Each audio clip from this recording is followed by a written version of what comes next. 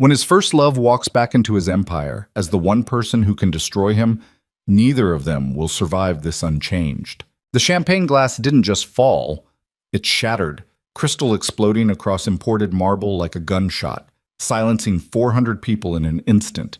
Every head turned, every conversation died. And Kang Jae-hyun, the most feared man in South Korea, stood frozen at the entrance of his own engagement party, staring across the ballroom at the one face he had spent 9 years trying to forget. She was supposed to be gone. She was supposed to be nobody. Instead, Nia Brooke stood in the center of his world wearing a black dress and 9 years of survival on her shoulders. And the expression on her face told him she hadn't come here to dance. If you've ever loved someone your family tried to erase, this story is for you. Hit like, drop your city in the comments so I can see how far this story has traveled, and follow all the way to the end. You will not see this ending coming. The engagement party had been Jae-hyun's mother's idea. Everything about it was her idea.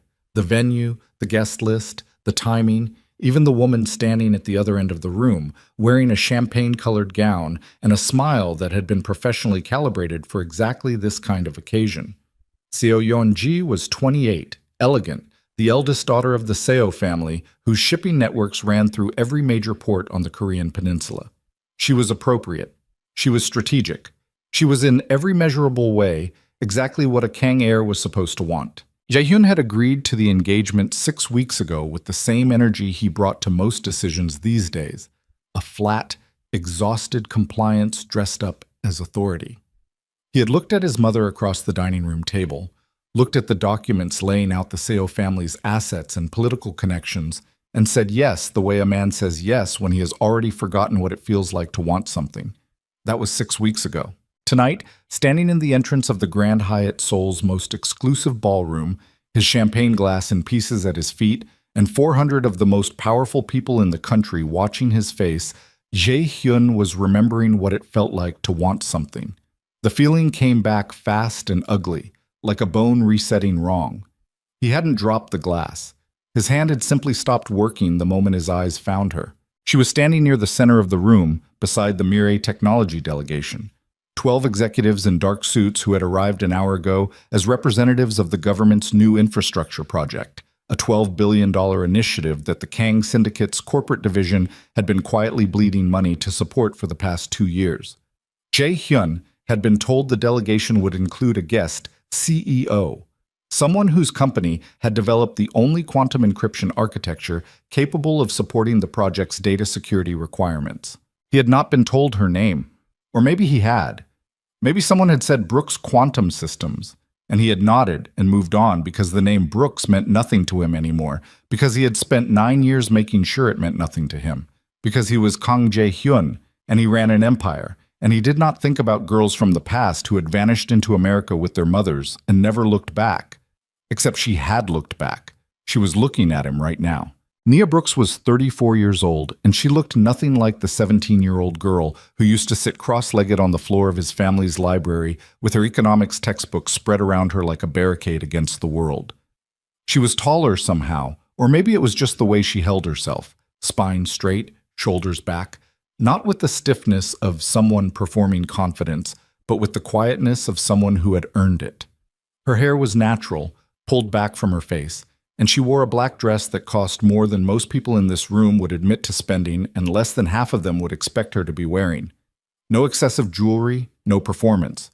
Just her, standing in the middle of Jae-hyun's carefully constructed world, with dark eyes that had crossed 400 people in 300 square meters of ballroom to find his face in less than 4 seconds. She had found him that fast, which meant she had known he would be here, which meant she had come anyway. A server materialized at Jae-hyun's elbow. "Sir, allow me to—" "Leave it!" He didn't look at the server. He didn't look at anything except her. The crowd was recovering, conversations restarting. Someone laughed nearby, a little too loudly, breaking the tension the way people at these events always did, by pretending nothing had cracked. Across the room, Jae-hyun's chief of staff, Park Sung-jin, was moving toward him with the careful urgency of a man who had learned over 8 years that his employer's stillness was more dangerous than his anger. Jae-hyun raised one hand slightly without turning his head. Sungjin stopped. He needed 30 seconds. He needed to understand what his own body was doing, why his chest felt like something had been rearranged inside it, why 9 years of discipline had just collapsed like wet paper the moment a woman in a black dress looked at him from across a room. He needed to stop staring at her. He looked away, straightened his jacket, picked up a fresh glass of champagne from a passing tray, and drank half of it in one motion, which was not something Kang Jae-hyun did at public events. But Kang Jae-hyun was currently operating on instinct rather than protocol, and his instincts were screaming at him in a language he thought he had forgotten. Sungjin appeared at his shoulder, voice low. "The Brooks Quantum CEO. You know her." Not a question. "We've met," Jae-hyun said. Sungjin waited. When no more information came, he said carefully, "She's the critical resource for the Mirai project. The government contract is non-negotiable. Director Choi made that very clear. Without Brooks Quantum's encryption system, the entire infrastructure deal collapses." He paused. "Including our stake in it. I'm aware of what the deal involves. The Mirai Group is expecting an introduction tonight. CEO Brooks specifically requested, not tonight." Sungjin hesitated. "Jae-hyun-si, the contract is worth—" "I said not tonight, Sungjin." He set the champagne glass down on a nearby table without looking at it. His voice had gone very quiet, which everyone in his organization knew was worse than loud. "Manage the Mirai delegation. Tell them I'll arrange a formal meeting next week. Give them whatever they need tonight to feel appropriately valued." Sungjin nodded once, already adjusting, already solving. He had been doing that for 8 years, absorbing whatever Jae-hyun threw at him and turning it into functional outcomes. It was why he was the only person in the syndicate's operation that Jae-hyun genuinely trusted. "And the glass?" Sungjin asked. "It slipped." "Of course." A pause. "Your mother has been looking for you for the past 20 minutes. Jae-hyun almost smiled. "Tell her I've been handling business." He moved through the crowd in the direction that was directly away from Nia Brooks, which took considerable effort because something in his body kept trying to correct the direction, kept trying to pull him back toward the center of the room like a compass needle fighting the wrong pole. He stopped at the bar, ordered water, stood with his back to the room, and focused on breathing. He was 35 years old. He ran an organization that employed thousands of people through legitimate channels and an unknown number through channels that did not appear in any public filing. He had sat across from government ministers and crime bosses and corporate raiders and never once lost the thread of control that kept everything functional. He had been engaged for 6 weeks to a woman he did not love and felt nothing more complicated than a low-grade numbness about it. One look at Nia Brooks and his hands didn't work. He stood at the bar for 4 minutes, which was long enough for Seo Yeonji to find him. She appeared at his side with the particular grace of a woman who had been trained since childhood to appear effortless at exactly these moments, and she slid her hand through his arm and stood close enough that the room would read it as affection rather than the tactical positioning it actually was. She was not a bad person.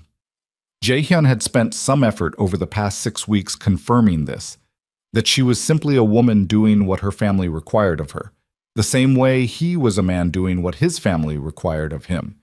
It made him neither like her more nor feel better about any of it, "You've been avoiding the Mirai Group," she said quietly, her smile not moving.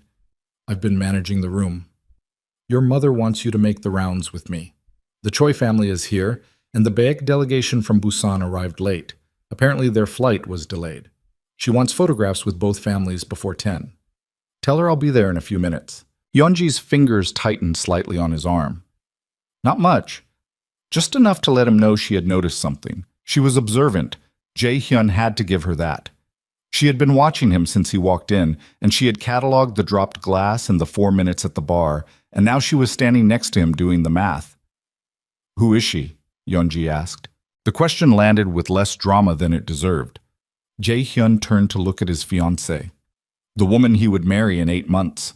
The woman whose family's shipping empire would stabilize 3 of the Kang Syndicate's most exposed financial positions. And he considered the question.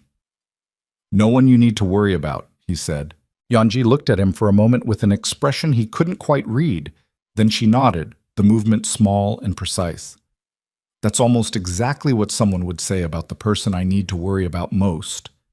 She released his arm and moved back into the room, smooth and unhurried, and Jae-hyun watched her go and thought, not for the first time, that she deserved better than this arrangement. They both did. He turned back to the room. Nia was gone, sobbed. He found her 20 minutes later on the hotel's 32nd floor terrace, which was not open to event guests and required a keycard that she had apparently obtained from somewhere, which told him she had prepared for this possibility, that she might need to be alone or that she might need him to come looking for her. He wasn't sure which was more unsettling. The terrace looked out over the Han River, and the city below was doing what Seoul always did at night, burning with cold light in every direction, enormous and indifferent and relentless. Nia stood at the railing with her back to the door, and she didn't turn around when he stepped outside, which meant she had heard the door open and chose not to turn around, which was a choice, which meant she was making him come to her. He stopped a few feet away. Let the door close behind him. The night air was cold for late spring, sharper than the season warranted, and he could see her shoulders tense slightly against it, but she didn't move. "You could have had your people tell me you were here," he said, "before the event." "I could have," she said. "Why didn't you?" She turned around then. Up close, the 9 years were more visible, not as damage, not as decay, but as weight, as accumulation. Her eyes were the same, that particular dark brown that he had spent an embarrassing portion of his 20s trying not to think about. But there were things behind them now that hadn't been there when she was 17. Things that looked like decisions made in hard rooms and grief processed alone and success achieved at a cost that never quite made it into the press releases. "Because I wanted to see your face," she said, "when you didn't know I was coming." "And?" She tilted her head slightly. "And you dropped your glass. It slipped. You've never dropped anything in your life, Jae-hyun." She said his name the way she used to say it. No title, no honorific, just the name itself, which no one else in his life said that way anymore. It hit him somewhere behind his sternum. "I watched you carry a priceless ink painting through a rainstorm once without getting it wet. Your hands don't slip." He didn't answer that. There was no good answer. She turned back to the railing, looking out at the city. "I almost didn't take the Mirai contract," she said.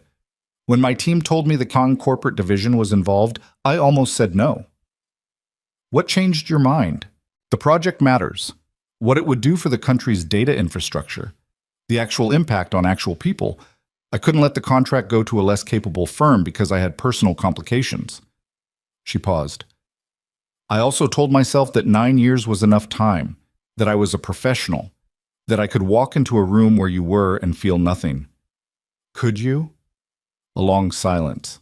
The river below them moved in the dark, silent from this height. "I felt something when I saw you," she said.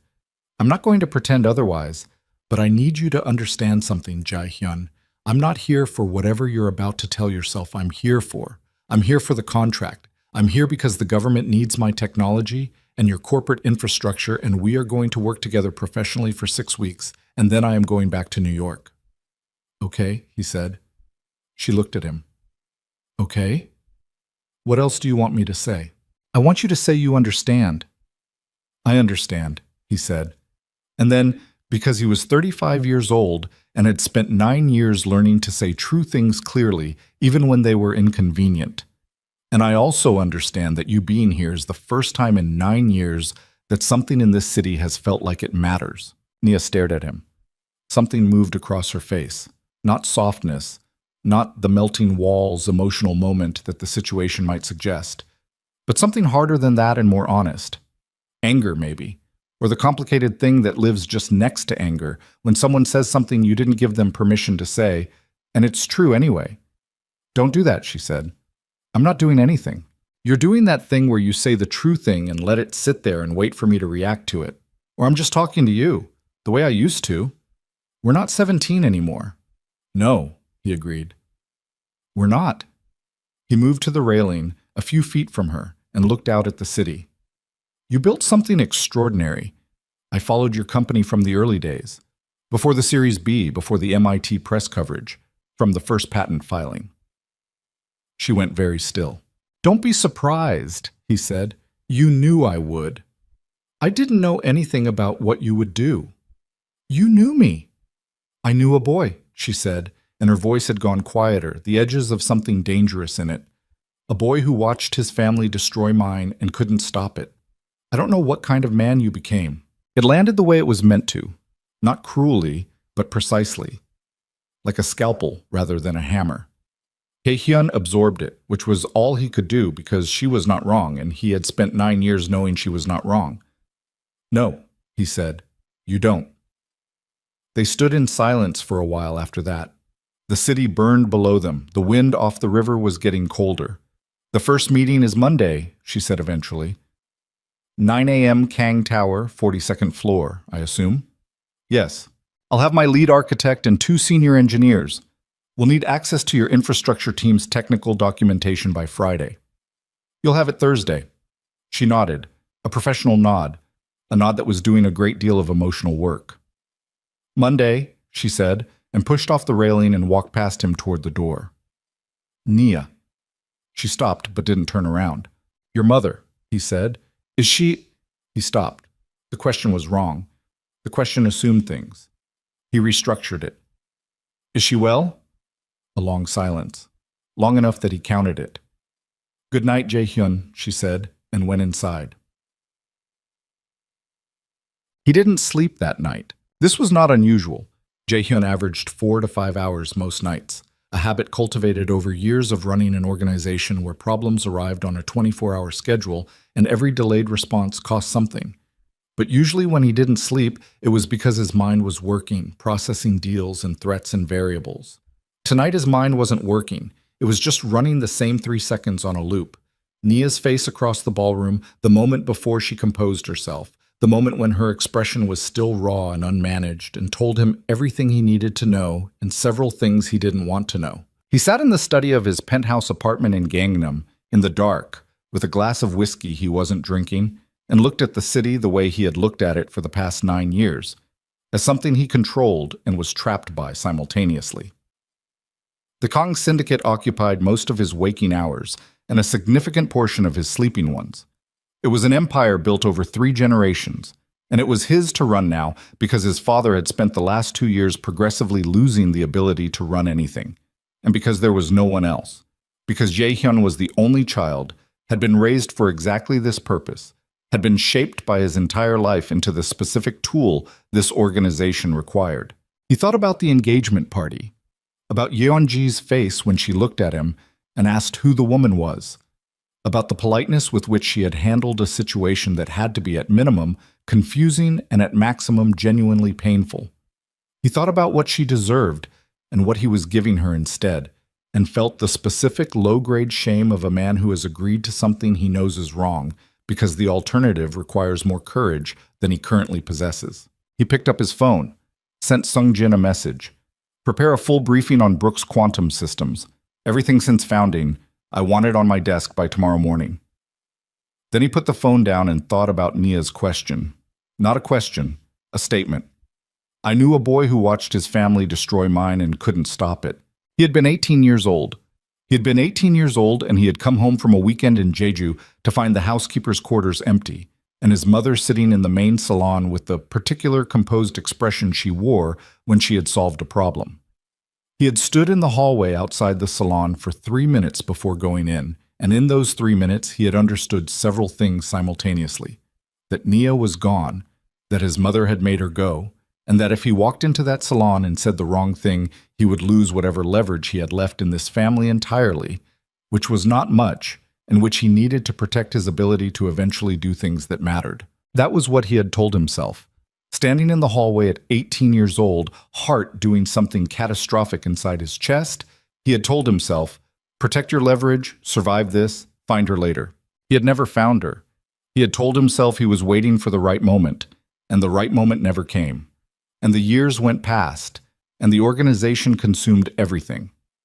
And then one day, he was 35 years old, and she was standing in his ballroom in a black dress, and it turned out that later, in the sense he had meant it at 18, didn't exist. He sat in the dark until 4 a.m., then showered and put on a suit and went to the office at 5, because that was the other thing you could do when you couldn't sleep and couldn't think and couldn't figure out how to be a person who had made the right choices. You could work, which was at least productive, which was at least something. The Monday meeting was bad in the way that things are bad when everyone is being extremely professional. Sungjin had prepared the 42nd floor conference room with the kind of detail that suggested he understood the situation was complicated. The good chairs rather than the standard ones, coffee from the building's executive kitchen rather than the floor's shared machine. The technical documentation organized in actual physical binders rather than just uploaded to the shared server. Small things. Careful things. Sungjin was, among his many other qualities, a man who paid close attention to when his employer needed the environment managed precisely. Nia arrived at 8:58 with 3 people. A Korean-American man in his late 30s, who she introduced as Dr. James Lim, lead architect, and 2 women in their early 30s, Priya Rao and Soo-min Han, senior engineers. They were sharp and prepared and had clearly worked together for years, moving through the technical conversation with the shorthand of a team that had solved hard problems together and knew each other's thinking.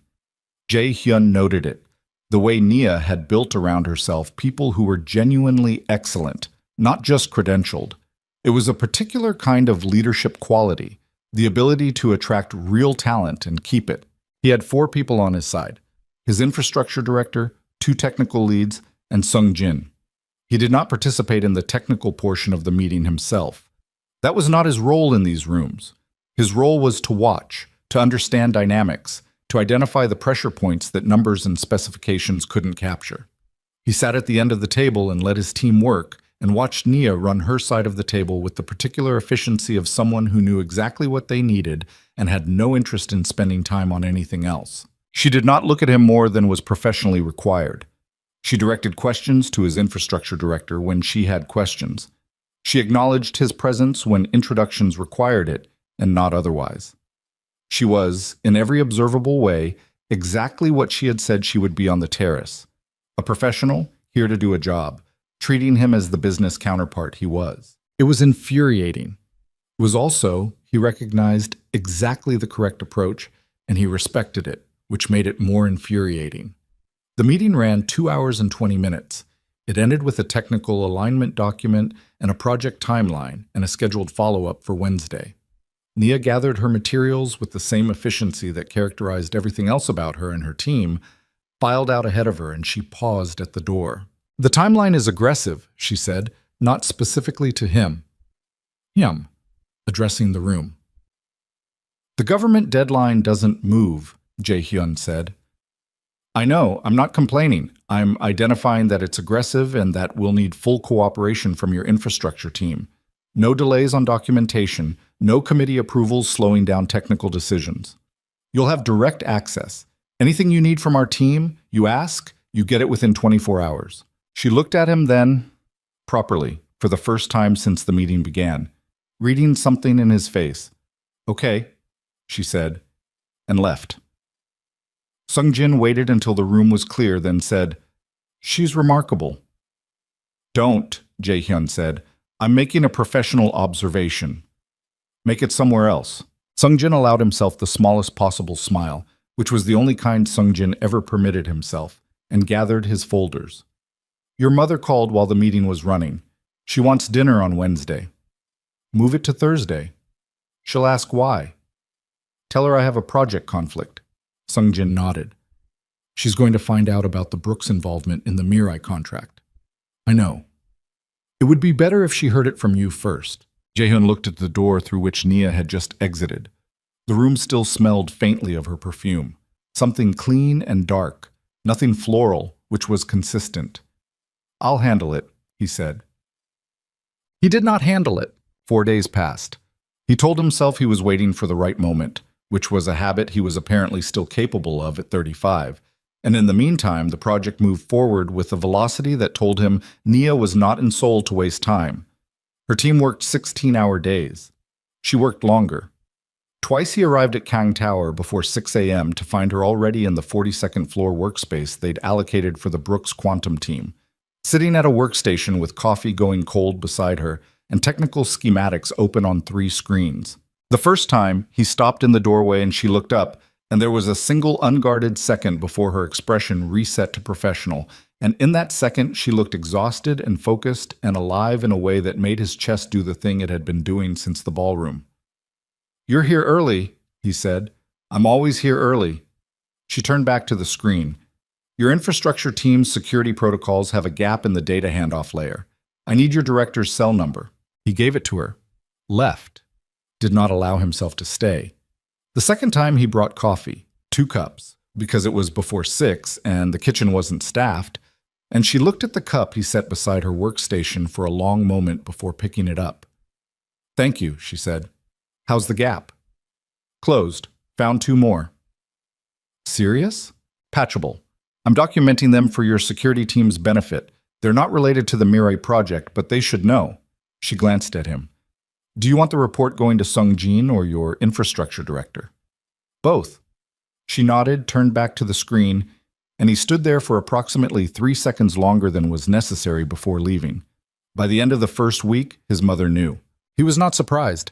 Kang Mi-rae had built intelligence networks that most people assumed only existed in films, and she had been managing the edges of her son's life with surgical precision since he was old enough to have a life worth managing.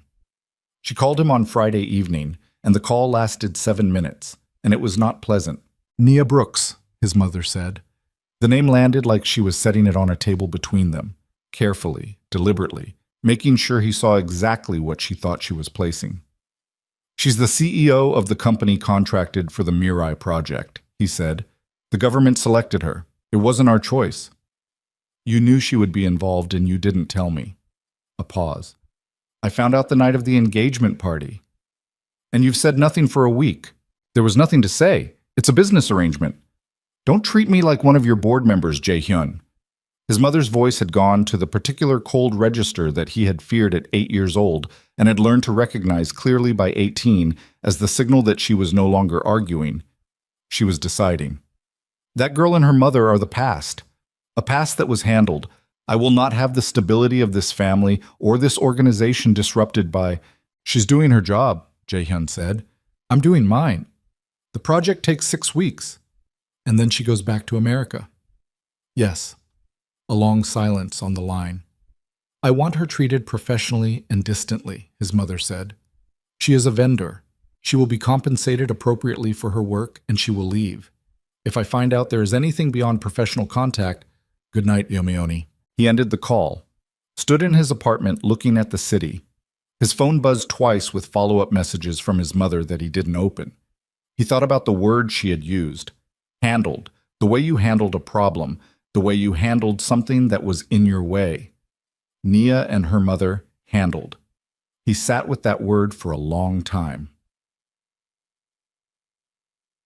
The unraveling started in the second week, on a Tuesday evening, in the most ordinary possible way. Overtime in the conference room, a project complication requiring both of their presences, and a dinner order because it was 8 p.m. and neither of them had eaten. The team had gone home. Sung Jin had a family event. It was Jae-hyun and Nia and technical schematics and Thai food from the place 3 blocks over that his assistant had recommended, and it turned out Nia ordered the same thing he did, which was a small and meaningless fact that lodged itself in his chest regardless. They ate on opposite sides of the conference table. They talked about the project. They talked about it efficiently and productively, and then the project conversation ran out and the food was mostly gone, and neither of them left. You're good at this, she said finally. Not the project. She gestured at the building, the city, the general largeness of what he ran. I thought you might be. You were always... She stopped. Always what? Focused, she said. Even at 18, you were already someone who understood how systems worked, how people worked. A pause. I just didn't think the system you'd end up running would be this particular one. Neither did I, he said. She looked at him. Did you have another option? Not one I knew how to take. What would you have done if the syndicate hadn't been there? The question surprised him. Not because it was inappropriate. They were past professional only at this point. Both of them knew it, though neither had said so. But because he had not been asked it in a long time. Possibly never by someone who actually wanted to know. Architecture, he said. Real architecture. I used to design buildings. In my sketchbooks. Something moved across her face. A softness. Gone before he could read it properly. I remember those sketchbooks, she said. You looked through them without asking. You left them out. That's not the same as giving permission. You knew I would look, she said, and smiled. The first real smile he had seen from her since the ballroom. Unguarded, brief, gone fast. But it had been there. He looked at his food container rather than at her face. I did, he admitted. They sat in the quiet of the conference room, 42 floors above the city, while the silence between them did what silences do when they are full of things that have not been said. It accumulated. It changed the pressure of the room. It made ordinary things, like the distance across the table, feel like choices. I need to know something, Nia said. Her voice had gone quiet. Not soft. She wasn't doing soft, he understood that now. She did quiet as a different register, as precision rather than vulnerability. About that night, when we left, Taehyun put down his chopsticks. Your mother came to our quarters at 11 p.m., Nia said. She had an envelope. She told my mother it was a severance payment, a generous one, and that the family was downsizing the household staff. She said we had until morning. A pause. My mother asked if you knew. Your mother said you had approved the decision. The room went very still. She told you I approved it, he said. Nia watched his face. Yes. The rage was there. Not hot, not explosive, but cold and structural, the kind that comes from understanding exactly how something was constructed. Jae-hyun had spent years being angry at his mother in a generalized way, a way that coexisted with love and obligation and the complicated arithmetic of family. This was different. This was specific. This was the particular cold clarity of learning the exact shape of a lie that had cost him something irreplaceable. I came home from Jeju to find you gone, he said. I didn't know she was going to do it. I didn't approve anything. Nia did not respond immediately. She held his gaze for a long time, reading him the way she had always read him. Not credulously, not with the automatic trust of someone who wanted to believe, but with the careful deliberation of someone who had learned that the truth and the convenient story could look identical until you looked from the right angle. Your mother is very convincing, Nia said. Yes, he said. She is. Another silence. This one felt different. Not accumulated, but released. Something shifting in the pressure between them. I spent 9 years believing you let us go, she said. That when it came down to it, we weren't worth fighting for. Nia, I'm not asking you to fix that, she said quickly. I'm not asking for anything. I'm telling you what I believed because... She stopped. Reorganized. Because you said you wanted to know what kind of man you became, and I think you should know what kind of man I thought you were. He absorbed that. It was not kind. It was not meant to be kind. It was the specific honesty of someone who had decided that politeness was no longer a useful tool. I should have found you, he said. I should have looked harder. I know that. You were 18. That stopped being a sufficient reason about 6 years in. She looked at him for a long moment. The city hummed 42 stories below them. This is a complicated situation, she said. Yes. I'm here for 6 weeks. I know. And you're engaged. The word landed between them. He didn't move, didn't look away. I'm aware, he said. She gathered her project materials in the careful, methodical way she did everything. Each document placed in order, each folder closed properly, and stood up. Monday, she said. 9 a.m. Nia. She paused. What you said. About what kind of man you thought I was. He kept his voice level, which cost something. I'm going to fix that. She looked at him over her shoulder. Something in her face. The particular expression of a woman who wants to believe something and is refusing to do it too fast. Don't make me a promise you built on a feeling, she said. I've had enough of those. She walked out. The door closed. The conference room was empty and overlit and smelled of Thai food and the ghost of a conversation that had just changed everything.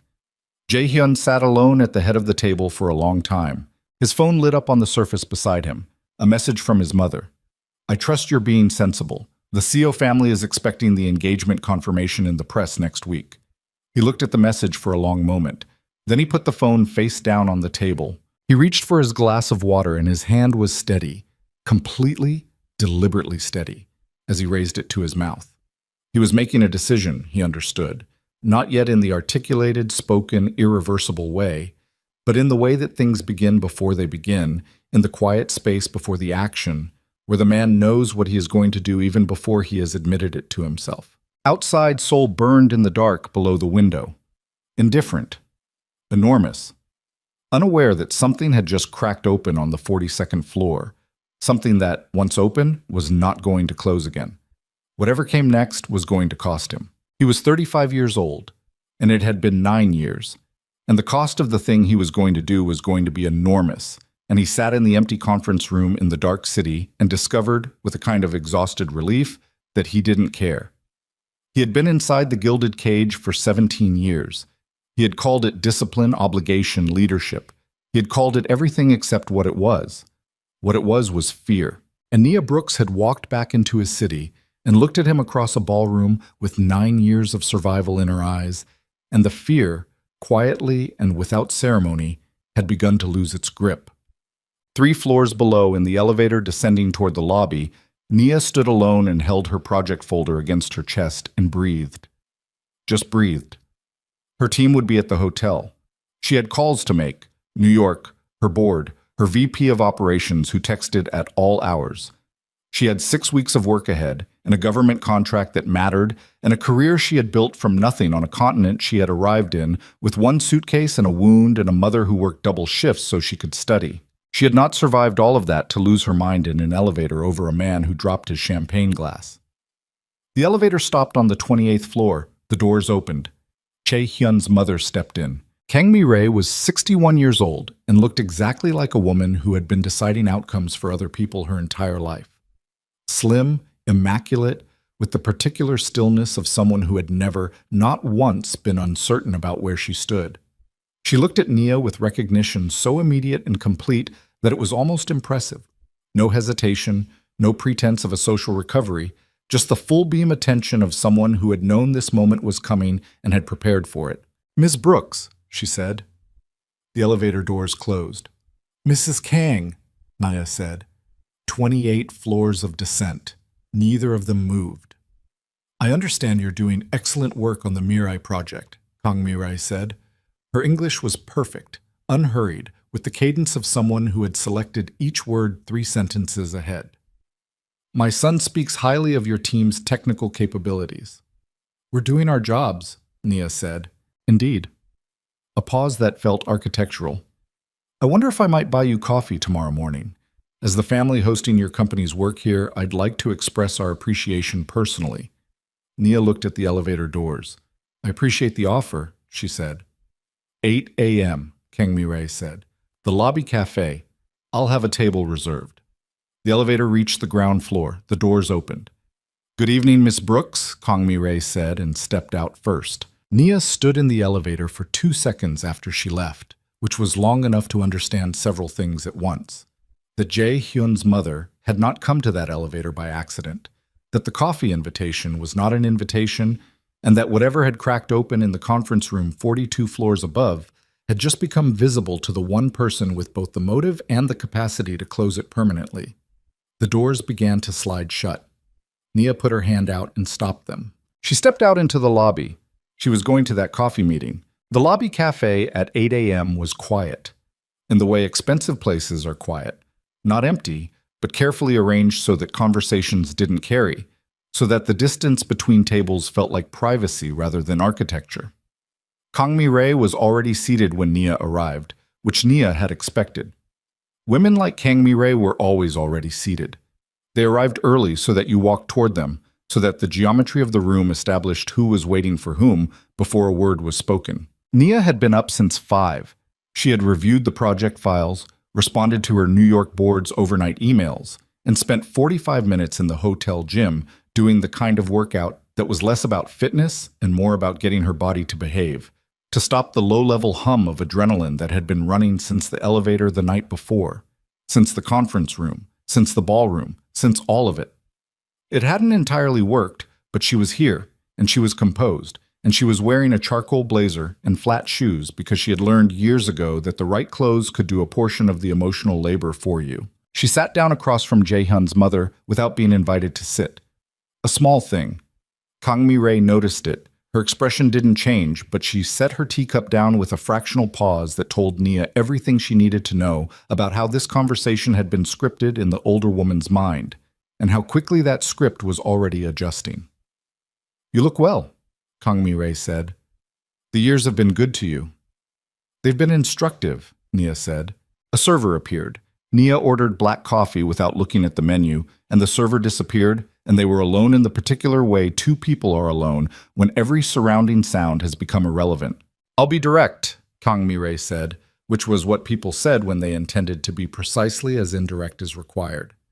"I have great respect for what you've built. Brooks Quantum Systems is a genuinely impressive organization. The work your team is doing on the Mi-rae project is, my son tells me, exceptional."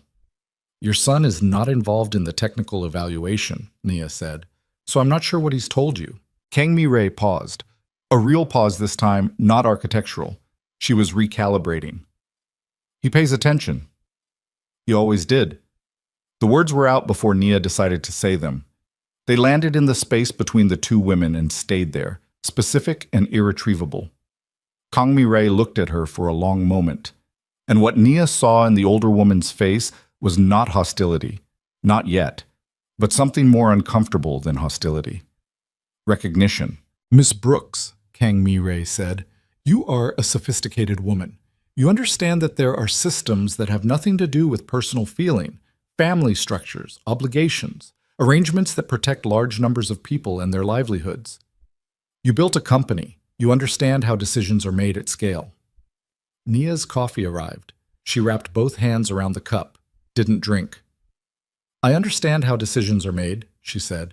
"Then you understand that what is happening, the proximity, the daily contact, a slight pause, history between you and my son, is a disruption that I cannot allow, not out of cruelty, out of necessity."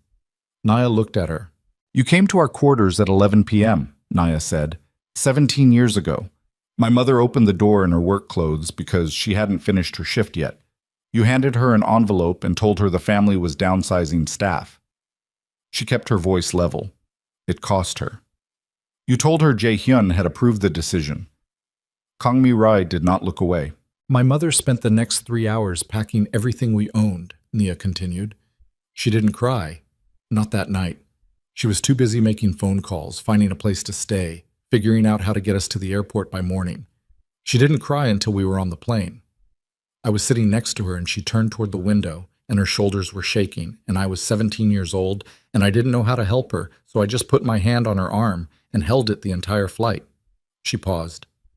"That was the moment I decided I was going to build something so large that no one would ever be able to hand my family an envelope and tell them to leave by morning." The cafe was quiet around them. Kang Mi-rae had gone very still. "I'm not asking you to apologize," Nia said. "I'm not here for that. I'm here because you asked me here, and I came because I wanted you to understand something before you begin whatever campaign you've prepared." She finally picked up her coffee. Drank. "I am not 17 years old. I am not my mother in work clothes at 11 p.m.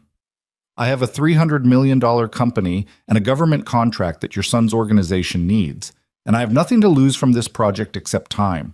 So whatever you're planning, be sure about it, because if you come at me, I won't leave quietly." Kang Mi-rae was quiet for a long moment. Something moved in her face. Not softness, not defeat, but a kind of recalculation that was almost visible, like watching someone rebuild a position in real time. "You believe my son is in love with you," she said.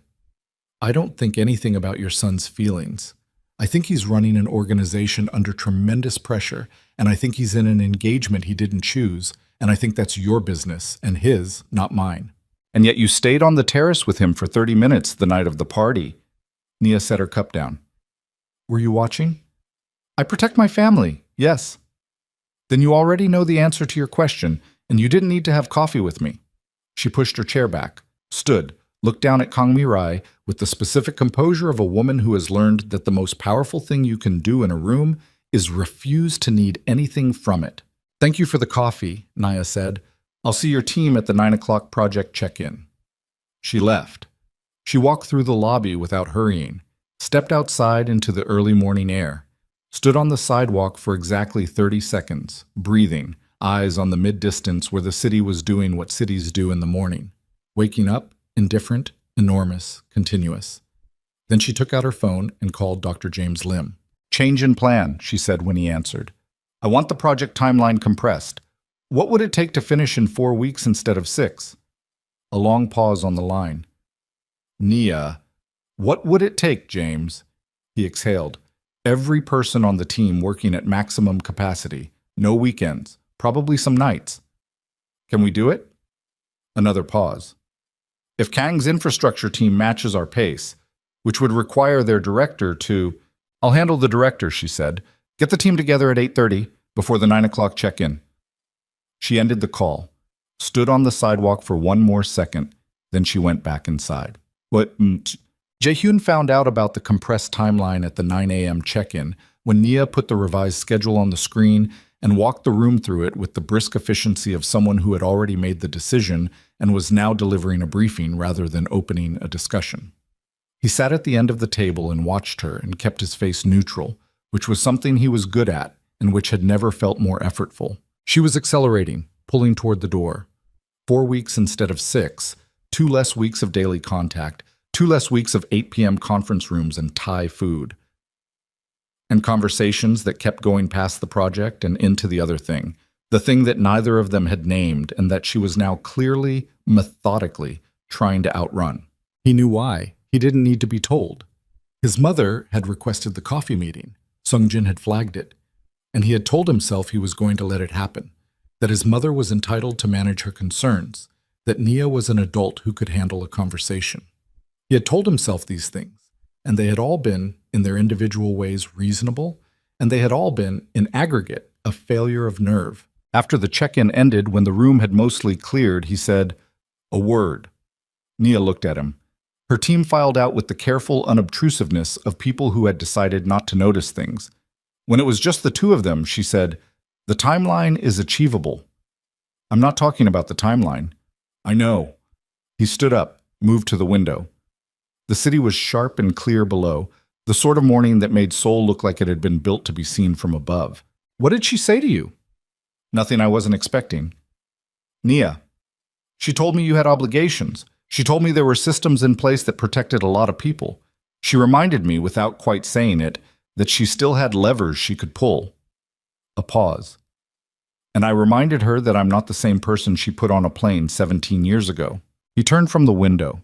She was standing by the table with her arms at her sides, and she was doing the thing she always did, maintaining the expression and the posture and the composure, but her jaw was tight, and he had known her face for long enough to read the places where the composure was costing her. "I should have told her to stay out of it," he said. "You should have," she agreed. "I thought—" He stopped. "You thought you could manage it," she said. "You thought you could manage her and manage the project and manage whatever this is." She gestured at the space between them. "Simultaneously. Like everything is a system that responds to management." She tilted her head. "You've been running things for so long, you've forgotten that some things don't respond to management, Jae-hyun. Some things just happen, and you have to be present for them." He looked at her. "That's the most words you've said to me directly since the engagement party," he said. "I'm building up to something." "What?" She looked at him for a long moment, and then she said, "My mother is dead." The room went very quiet. "She died 4 years ago," Nia said. Her voice was still level, still controlled, but there was a quality to it now. A density, like something under significant compression. Cervical cancer, stage 3, diagnosed late because she'd spent years not going to doctors because she couldn't afford to. And by the time she had insurance, by the time my company was stable enough that she didn't have to work anymore, and she could actually take care of herself, it was already late. She paused. She died in a hospital in Boston. I was there. She didn't get to see Brooks Quantum go public. She didn't get to see any of it. Jae-hyun stood at the window and felt something inside him go very still, and then begin slowly and devastatingly to understand the full shape of what his family had done. She worked double shifts for 11 years, Nia said. So I could go to MIT, so I could build the company. She worked herself into the kind of exhaustion that makes your body stop fighting things it should be able to fight. She looked at him directly. Your mother put her on a plane with an envelope and told her the family was downsizing staff, And she worked double shifts for 11 years, and she died without seeing any of it matter. He didn't speak. There was nothing to say that was not inadequate. I'm not telling you this to hurt you, Nia said. I'm telling you because you said you wanted to know what kind of man you became, and I think you should understand what it cost. Not what it cost me, what it cost her. She picked up her folder from the table. I'll be at my workstation if there are technical questions. She walked out. He stood at the window and looked at the city and felt the familiar cold settle in his chest, the one he had been living with for 9 years and had never correctly identified until this moment. He had called it discipline, control, the emotional management required to run what he ran. He understood now, in the window's reflection, in the way his own face looked back at him, blank and composed and deeply exhausted, that it was not discipline. It was the shape grief made when a man refused to acknowledge it.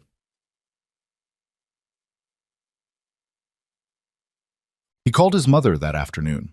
Not from the office, from the underground parking structure, alone, where the concrete walls ate the sound and no one passed through without clearance. Her mother is dead, he said when she answered. A pause.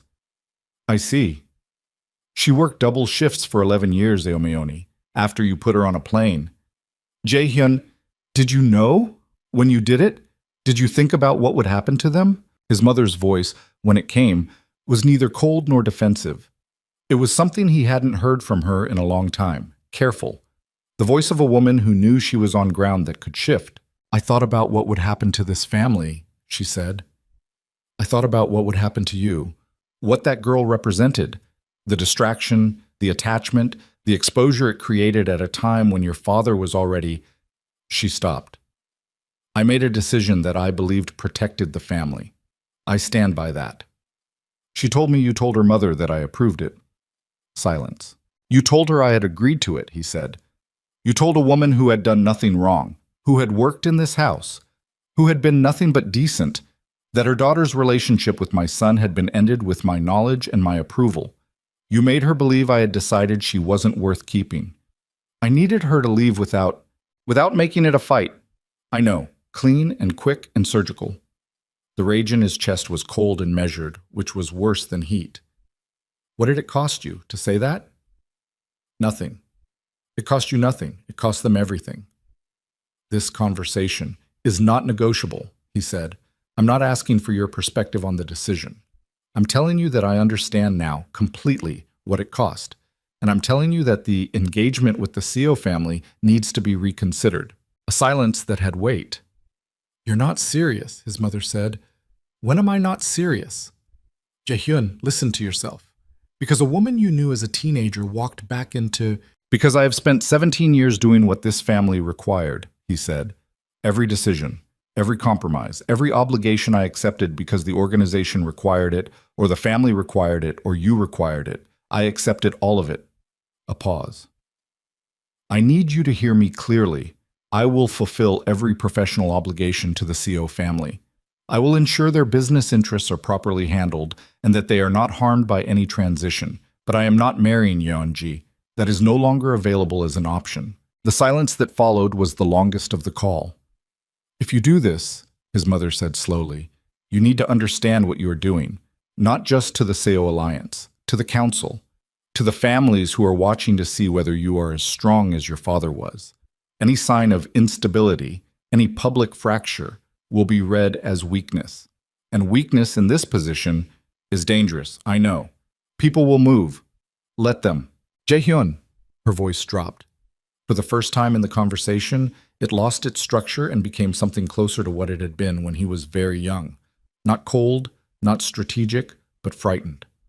Frightened in the specific way of a woman who had made every hard choice she'd ever made because she was terrified of what would happen if she didn't. I'm asking you to think about this. Not for me. For everything we have built. I am thinking about it, he said. I've been thinking about it for 9 years. He ended the call. Sat in the parking structure for a long time. The concrete around him was cold and indifferent and smelled of oil and exhaust, and the fluorescent lights above him made everything look like the aftermath of something. He took out his phone, opened his messages, typed to Sung Jin. Clear my schedule for the rest of the day. I need 3 hours. No calls. Then he typed a second message to a different contact. his personal attorney, not the syndicate's legal team. I need a meeting tomorrow regarding the CO engagement documentation. Private. He sent it, put the phone in his pocket, sat in the quiet of the underground structure, and breathed. The decision had been building for longer than he had admitted. Maybe since the ballroom. Maybe since the terrace. Maybe since the conference room last Tuesday, and the Thai food and the way she had smiled, brief and real and gone, when he said, "You knew I would look." Or maybe since he was 18 years old in a hallway outside his mother's salon, counting the cost of a choice he had told himself he'd come back to. He was not coming back to it. He was doing it now, whatever it cost. But he found her at 7 that evening, not in the conference room, not in the 42nd floor workspace, in the ground floor lobby, about to leave, her project bag over one shoulder, looking at her phone with the particular focused frown of someone dealing with a problem that existed in a time zone 8 hours away. She looked up when he stopped in front of her. "Not a project question," he said. She lowered her phone, waited. I called off the engagement. The lobby was busy around them. The after-work hour, people coming and going, the general motion of a building that never fully stopped. But between the two of them, in the 3 feet of space between where he stood and where she stood, everything went very still. "What?" she said. "I told my mother tonight. I'm meeting my attorney tomorrow to review the documentation." He kept his voice level, not to perform calm, but because he was genuinely calm. The specific calm that comes after a decision is made and the panic of indecision is over. "I wanted you to know directly, not through Sung Jin, not through whatever my mother's version of it will be when it reaches you, from me." Nia stared at him. Something crossed her face. Not joy, not the relief of a plot resolved, but something harder and more complicated than that. Shock, maybe. And underneath the shock, the specific fear of someone who has been handed something they stopped believing was coming. "Jae-hyun," her voice was low. "Don't do this because of me." "It's not only because of you," he said. "I should have done it 6 weeks ago. I should have done it before that. The engagement was wrong from the beginning, and I agreed to it because I had stopped believing my own life was something I was allowed to want things from." He paused. "You walking back into this city reminded me that I used to want things. That's on you, yes, but the decision is mine." She looked at him for a long moment. "This is going to cause problems," she said. "Yes, serious ones. Your council, the rival families. Your mother said—" "I know what my mother said. Jae-hyun." She stepped slightly closer, lowering her voice, and the proximity did what proximity always did in these moments, made the space between them feel charged, specific, heavy with everything that had been left in it. "If you do this publicly, if it comes out in the press before you've managed the fallout with the CO family and the council, they will read it as instability, and people who are waiting for you to show instability will move," he said. My mother used the same word. "Because they're right." Her eyes were searching his face. "I'm not asking you to stay engaged. I'm asking you to be careful, to do this in the right order." He looked at her. 9 years of imagining this conversation, and it was nothing like what he had imagined. Not romantic, not resolved, not clean. It was her standing in a lobby looking at him like a woman who understood the stakes clearly and was frightened on his behalf, and him standing across from her understanding that this was what love actually looked like, when it was between real people in real situations. Not relief, not ease. The willingness to be afraid for someone else. "Tell me one thing," he said. She waited. "Do you want this?" A pause that lasted long enough to be honest. "I want to not be afraid to want it," she said. "I'm not there yet." "That's enough," he said. She shook her head slightly, almost involuntarily. Not refusal, but the physical response to something that was too much and not enough simultaneously. "If your mother retaliates," she started. His phone rang. Not his regular phone. The second one, the one that rang only in specific categories of emergency, the one that Sung Jin had the number to, and 2 other people, and no one else. He held up one hand, turned slightly, answered. Sung Jin's voice was stripped of its usual careful modulation. "You need to come to the office. Now." "What happened?" "Director Baek made a move tonight.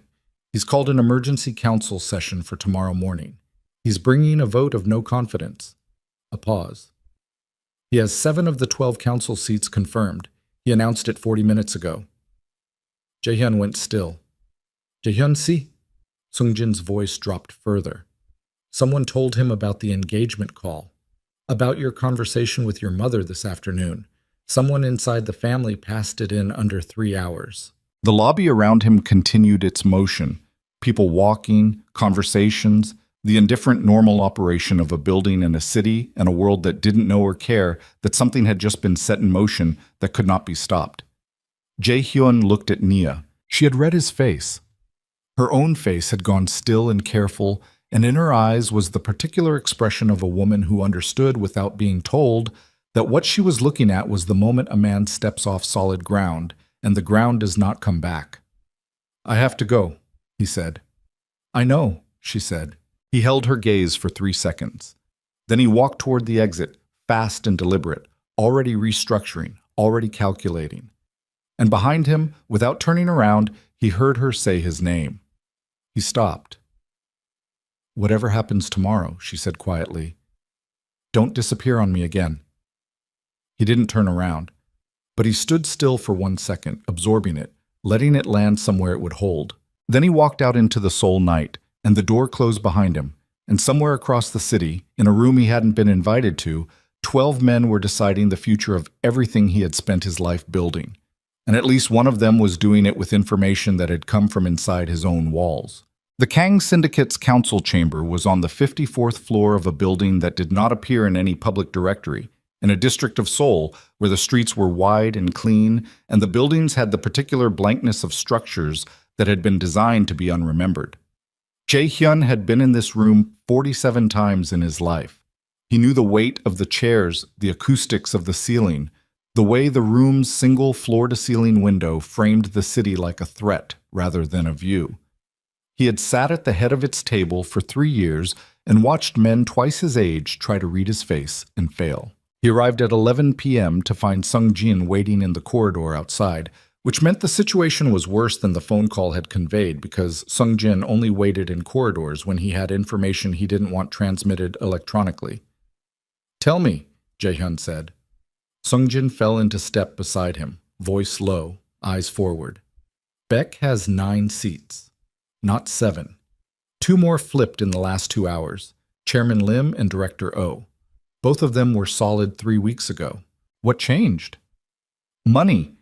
Beck's been running a quiet acquisition for months, buying loyalty through subsidiary contracts, construction bids, distribution rights. He's been building this for at least 6 months. A pause. This was not a reaction to the engagement call. This was already in motion. The engagement call was an acceleration, not a cause. Jae-hyun absorbed this. They reached the corridor's end. He stopped. "Who passed him the information about my call with my mother?" Sung-jin hesitated. The hesitation lasted exactly 1 second, which on Sung-jin's face was equivalent to a long and complicated speech. "Tell me," Jae-hyun said again. "The call was made from the parking structure," Sung-jin said. "Your personal phone, not the secure line." He paused. "The security team's monitoring log shows a secondary device active in that zone during the call, a device registered to the building's executive access system." Another pause. "Registered to your mother's assistant." The corridor was silent. "My mother," Jae-hyun said. "I don't know if she intended—" "She didn't need to intend it. She needed Baek to move fast enough to stop me." The call gave him the pretext. He turned toward the chamber door. His voice was completely flat. She handed him the weapon. Sung-jin said nothing because there was nothing useful to say. Jae-hyun pushed open the chamber door. Shabak. There were 11 men in the room. Baek Sung-chul sat at the far end of the table, not at the head, which was Jae-hyun's seat, but 2 positions down, which was a deliberate choice, a statement that said he was not yet claiming the seat, but was close enough that everyone present understood he intended to. He was 62 years old, thick-set, with the hands of someone who had spent his early years doing physical work before the syndicate elevated him, and he had a way of sitting that suggested he was always lower to the ground than he appeared, always more rooted, always harder to move than you calculated. He looked at Jae-hyun when he entered, didn't stand. None of them stood, which was the first formal signal. The small, deliberate discourtesy that told him the room had already made its decision and was now performing the process of making it. Jae-hyun sat at the head of the table. He did not look at Baek. He looked at each man in turn, taking 30 seconds to do it, letting the silence work for him the way it always had. "Gentlemen," he said. Baek said, "We'll dispense with the formalities. You know why we're here." "I know why you're here," Jae-hyun said. "I'm less certain everyone else does." A slight shift in the room. Baek's jaw tightened fractionally. "The motion on the table," Baek said, "is a review of current leadership's fitness to manage the organization's interests. Specifically, regarding the proposed dissolution of the CO engagement, which represents a strategic alliance that took 14 months to negotiate and which 3 of our most critical financial positions depend on." He looked around the table. 9 members have confirmed support for the review. "We have quorum." "You have quorum for a review," Jae-hyun said. "You don't have quorum for removal. That requires 10. "We have 9 confirmed," Baek said. "The 10th is a formality." "Nothing in this room is a formality." Baek looked at him steadily. "You canceled an engagement that stabilizes the Busan shipping corridor, the Incheon warehousing contracts, and the CO family's political cover for our northern operations. You did it in a phone call, based on—" He paused, and his voice took on the particular weight of a man delivering a prepared line, a personal relationship with a foreign business contractor. The room was very quiet. "You've been monitoring my communications," Jae-hyun said. "We've been protecting the organization's interests, which is what this council exists to do when individual leadership fails to prioritize them." Baek leaned forward slightly. "The woman, Jae-hyun. The Brooks woman. You've been seen. The terrace. The conference room. The lobby last night. People talk. People in my employ talk to you. People in this organization understand where their loyalty lies." Jae-hyun looked at him. He was aware of his own heartbeat. Not racing, not elevated, just present, steady. The physical fact of a body that was functioning under considerable pressure and had been trained to function regardless. He was aware of the 11 faces watching him, reading him, calculating what they saw. "I want the source," Jae-hyun said. "The person who relayed my private conversation. I want a name." "That's not relevant to—" "It's the only thing relevant to this conversation." His voice was quiet. "Because if there is a person in this organization, in this room, who has been feeding information to a council member running a covert accumulation of voting rights, then the question before this table is not my fitness for leadership. It's the integrity of the organization's internal security." He let that sit. "If Baek has been buying council positions for 6 months using subsidiary contracts, then every business decision made in that period is potentially compromised. Every contract, every alliance, every deal that was made while he was quietly rerouting loyalty." He looked around the table. "You want to talk about fitness for leadership? Let's talk about that." The room shifted. Not dramatically. These were not men who shifted dramatically. But the particular stillness that had been weighted against Jae-hyun reorganized slightly, redistributed, became less certain of its own direction. Baek's face had gone careful. "You're deflecting. I'm identifying a structural problem that predates this meeting by 6 months, and that will outlast this meeting by however long you intend to run the organization if you take it." He turned to face Baek directly. "You've been here 31 years. You know what happens when the internal intelligence breaks down. You've seen it. We both have." A silence. Then Chairman Lim, who was 70 and had been in the organization since before Jae-hyun was born, said, "The engagement." Everyone looked at him. "The engagement," Lim said again. He had a voice like gravel rolled slowly, and he used it rarely, which meant the room treated it as significant. "Is it dissolved or is it under review?" Jae-hyun looked at him. "It is my intention to dissolve it." "Your intention," Lim said, "not a completed action." A pause. "Not yet completed," Jae-hyun said. Lim nodded slowly. "Then there is time." He looked at Baek. "A no-confidence vote on an intention is premature. We would be removing leadership based on a phone call, not an action. That sets a precedent none of us want to live under." He looked back at Jae-hyun. "The council wants reassurance. about the CO Alliance, about the Northern operations, about the organizational stability going forward. A pause. Give us that reassurance. In this room. Tonight. It was an opening. Jae-hyun understood it as such. Not a rescue, not a reprieve, but a crack in the wall through which something might be negotiated. Lim was not an ally. He was a pragmatist who understood that a destabilized leadership transition would cost everyone at this table more than a managed recalibration. Jae-hyun looked around the room. 9 faces. Some of them men he had known his entire life. Some of them men who had watched him grow up in the corridors of this organization, who had attended his father's birthday celebrations and his mother's formal dinners, and who had said, at various times and with various degrees of sincerity, that they believed in his leadership. The SEO Alliance will be honored, he said carefully. The business interests will be protected. I give you my word on that. Beck's eyes narrowed slightly. He had heard the construction of the sentence, what it said and what it didn't say. And the engagement itself, Beck said. Jae-hyun met his gaze. That is a personal matter. In this organization, Beck said, nothing is personal. Everything that matters is personal, Jae-hyun said. That's why you've been afraid of it your whole career. The silence that followed was different from the previous ones. Beck's face had gone a particular shade of controlled, the specific color of a man who has been read accurately in public and cannot respond to it without confirming the reading. Lim spoke again. We will table the vote until the end of the month. Jae-hyun will present a formal stability plan to the council, financial projections, the CO transition structure if the engagement is dissolved, and a security audit of the last 6 months of internal communications. He looked at Beck. All council members will cooperate fully with the audit. It was not a victory, it was a delay. But in the geography of this particular night, a delay was enough. To. He left the building at 12:40 a.m. and stood on the empty street and called Sung Jin. The vote is tabled, he said. End of the month. That buys time, Sung Jin said.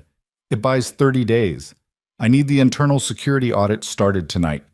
I want every communication log from the last 6 months pulled and cross-referenced.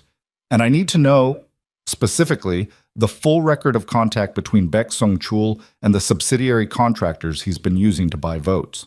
That will take as long as it takes. Start tonight. He paused. And I need my mother's assistant's device access pulled and reviewed. Full record. A silence on Sung Jin's end. Jae-hyun-si, your mother... I know, he said. Do it anyway. He ended the call. Stood on the empty street for a moment. The city at 1 a.m. was quieter, but not quiet.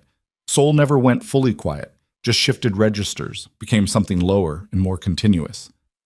He looked up at the building he had just left. 54 floors of concrete and history and obligation, all of it pressing down. His phone buzzed, a message from an unknown number, but the format was one he recognized, used by specific contacts who communicated through rotation channels when information was sensitive. He opened it. The council meeting was not the main event. Beck filed a regulatory complaint with the Financial Supervisory Service this afternoon, 3 hours before the council session, anonymously. The complaint identifies specific transactions in the Kang Corporate Division's Mirai project financing as potentially fraudulent. The FSS will be required to investigate. Formal notice likely within 48 hours. If the investigation proceeds, the Mirai contract is suspended pending review. Brooks Quantum's involvement becomes a liability. Jae-hyun read the message twice. Then he stood on the street in the middle of the night and understood, completely and without space for denial, what had just happened. Beck had not been running one operation. He had been running 3 simultaneously. The council vote, the intelligence leak through Jae-hyun's mother's assistant, and a regulatory attack on the Mirai project itself. The council meeting was meant to occupy Jae-hyun while the regulatory filing landed. By the time he understood the geometry, all 3 vectors would already be in motion, and there would be no position from which he could address them all. And Naya. If the FSS suspended the Mirai contract pending a fraud investigation, Nia's company's involvement became, at minimum, a reputational risk. The kind of risk that board members noticed. The kind of risk that showed up in press coverage. The kind of risk that, if it wasn't handled fast and cleanly, could attach itself to Brooks Quantum's name in ways that took years to remove. Beck had found the one lever that was not about Jae-hyun at all. He had found the thing that was not the organization, not the council, not the family. The thing that Jae-hyun could not calculate out of, because you could not calculate your way out of another person being hurt. He stood on the street and breathed through his nose, 4 counts in, 4 out, the way he had trained himself to do when he needed his brain to work faster than his anger. He needed to think. He needed to be ahead of this before the FSS notice arrived, before Naya's board started asking questions, before Baek's version of events became the only version circulating. He needed to tell her. He called her at 1:15 a.m., and she answered on the second ring, which told him she hadn't been sleeping either. "There's a problem," he said. A pause. "I'm listening." He told her. All of it. The regulatory filing, the Mirai contract exposure, the timeline. He did it in under 3 minutes, clean and specific, no cushioning. She deserved the unpadded version. When he finished, the line was silent for long enough that he checked it was still connected. "He filed it this afternoon," she said. "Yes." "While you were in the council meeting?" "Yes." Another silence. When she spoke again, her voice had a quality he had not heard from her before. Not anger, not shock, but something colder than both. The voice of a person doing very fast calculations in the dark. "If the FSS opens a formal investigation, we have to disclose to our board within 24 hours, she said. "That's non-negotiable, but it's in our corporate governance charter. Once we disclose, the board will require us to suspend active work on the Mirai project pending legal review." A pause. "Which means Baek doesn't need to win the council vote. He just needs the investigation to open. The contract suspension does the damage by itself." "I know." "Kamamo." "Kismamimemo."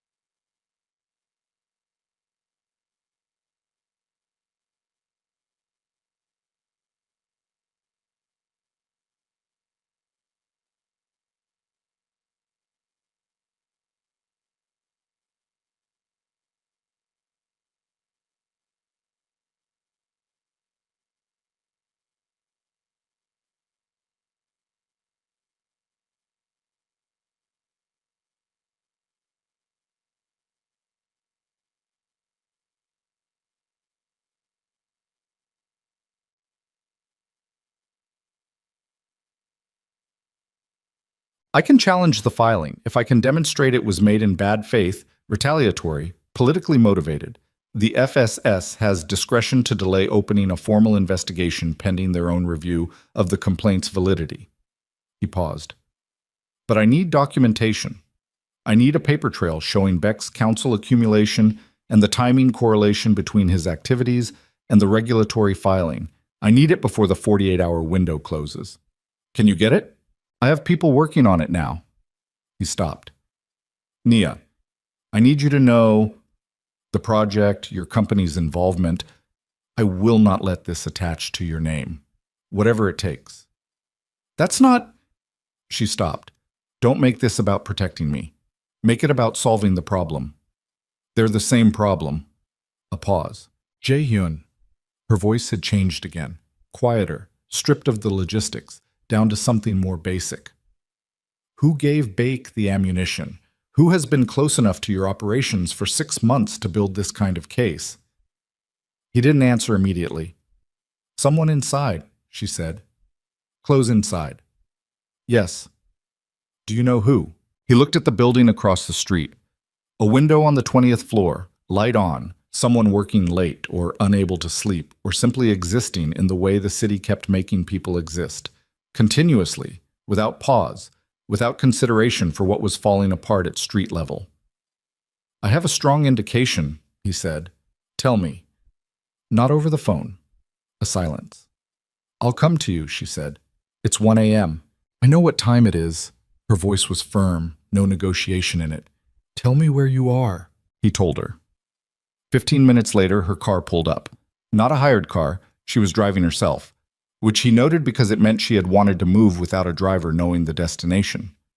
She stepped out in the clothes she'd been wearing earlier, no concession to the hour, and she looked at him across the roof of the car with the expression of someone who has made a decision about how much they are willing to be inside a situation and has decided fully. Get in, she said. We're not doing this on the street. They drove. She drove, he directed, out of the central district toward the river, to the kind of place where there were no cameras and very few people, and the conversations you had stayed where you had them. She parked along the bank and turned off the engine, and the river was dark and moving beyond the windshield. Tell me, she said.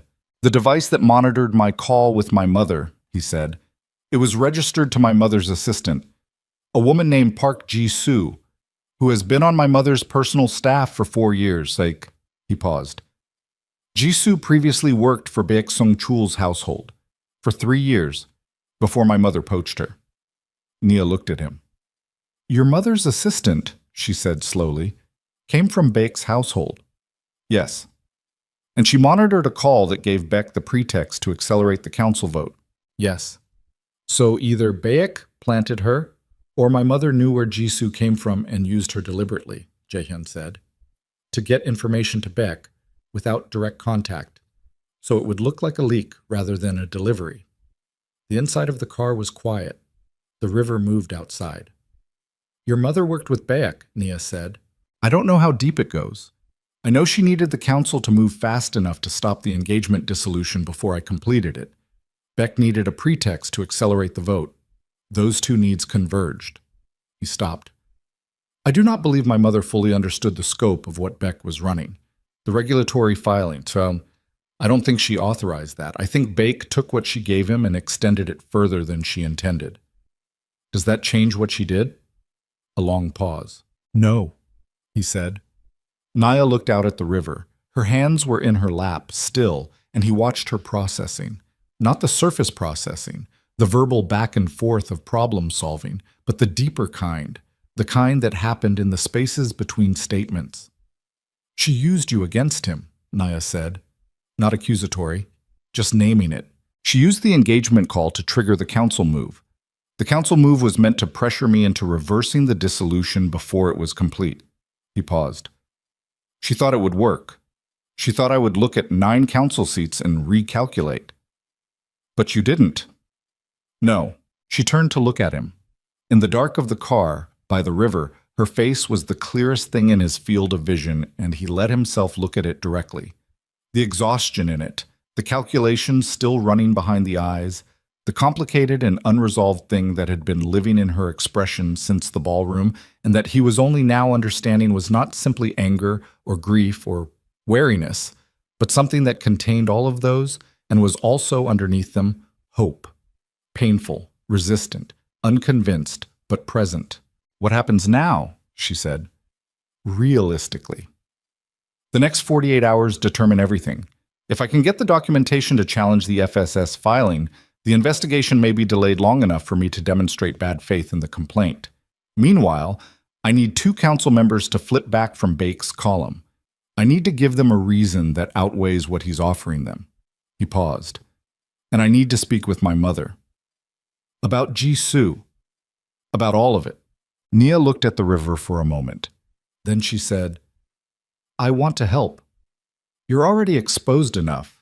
I have the technical documentation for the Mirai project, she said. Every transaction, every authorization, every compliance filing my team submitted. If Baek's fraud allegation is about the project financing, my documentation can demonstrate the work was legitimate, clean. I can prepare a complete evidentiary package by morning. She looked at him. You said I came here to do a job. Let me do it. He looked at her. This is not your fight, he said. You said the right thing at the wrong time 4 hours ago, she said. You said the things I needed to hear, and you said them out loud in a lobby, and I watched you walk out into something you knew was going to be terrible, and I went back to my hotel and I sat on the bed and I thought about what my mother would have done. She paused. She would have helped. She would have rolled up her sleeves and gotten to work and not waited to be asked twice. Her voice was steady. I am my mother's daughter. So tell me what you need. He sat in the passenger seat of her car by the Han River at 2 a.m. and felt something in his chest that he had no clean name for.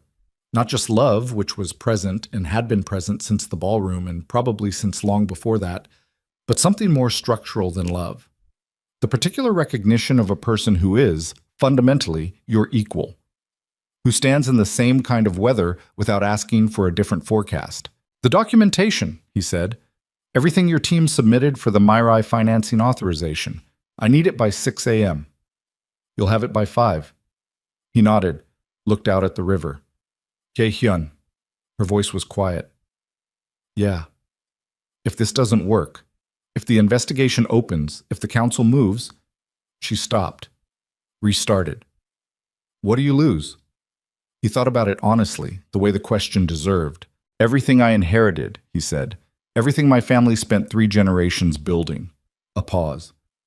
Nothing I built myself. She looked at him for a long time. Then build something else, she said.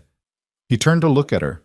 In the dark, in the car, by the river, she looked back at him with the expression of a woman who had already made her decision and was waiting, with something that was almost patience, for him to make his. Outside, the Han River moved in the dark, indifferent and continuous, the way water moves through every version of a city's history.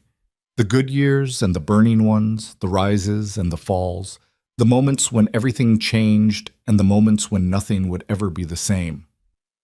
Jae-hyun's phone lit up on the dashboard between them. A message from Sung Jin. The FSS notice was issued 20 minutes ago. We have 48 hours. There's something else. The security audit pulled something from 6 months back. It's not Bayek. It's not Jisoo.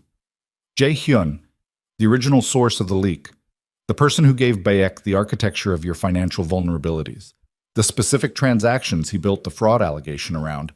I need you to look at this name before I send it. Because if I'm reading this correctly, the name on Sung Jin's message was Kang Mi Rai, not Jisoo, not a planted assistant, not Bak working a back channel through a borrowed employee. His mother. Jae-hyun read the message 3 times in the dark of Nia's car, the phone screen the only light between them, and each time the words rearranged themselves into the same configuration, the same answer, the same impossible and completely inevitable conclusion. 6 months ago, 4 months before the engagement was even proposed, 2 months before the Mirai contract was awarded, Kang Mi-rai had provided Baek Sung-chul with a detailed architectural map of the Kang corporate division's most vulnerable financial positions.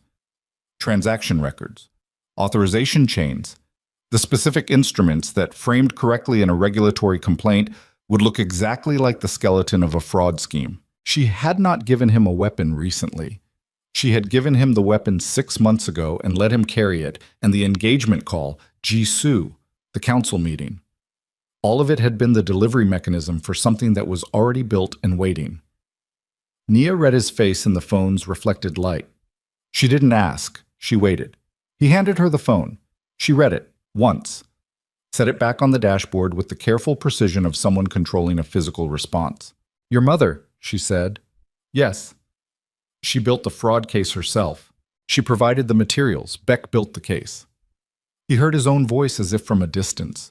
Flat, functional, the voice he used when he needed his brain to keep working regardless of what was happening in his chest.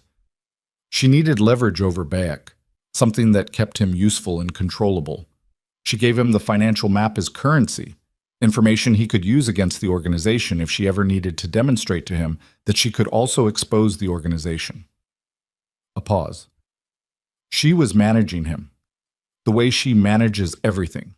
She gave him enough to make him valuable and enough to make him dangerous, and she kept the balance. Except the balance broke, Nia said. When I told her I was dissolving the engagement, when she needed him to move fast and she activated the leverage she'd given him, he stopped. She didn't anticipate that he would extend it to the FSS filing. She gave him the information to use as organizational pressure. He used it as a legal weapon. Nia was quiet for a moment. She gave him the knife and didn't expect him to use the blade. Yes, that doesn't make her less responsible for what the blade does. No, he said. It doesn't. He picked up the phone, called Sungjin back. Send me everything, he said. The full audit trail, every document.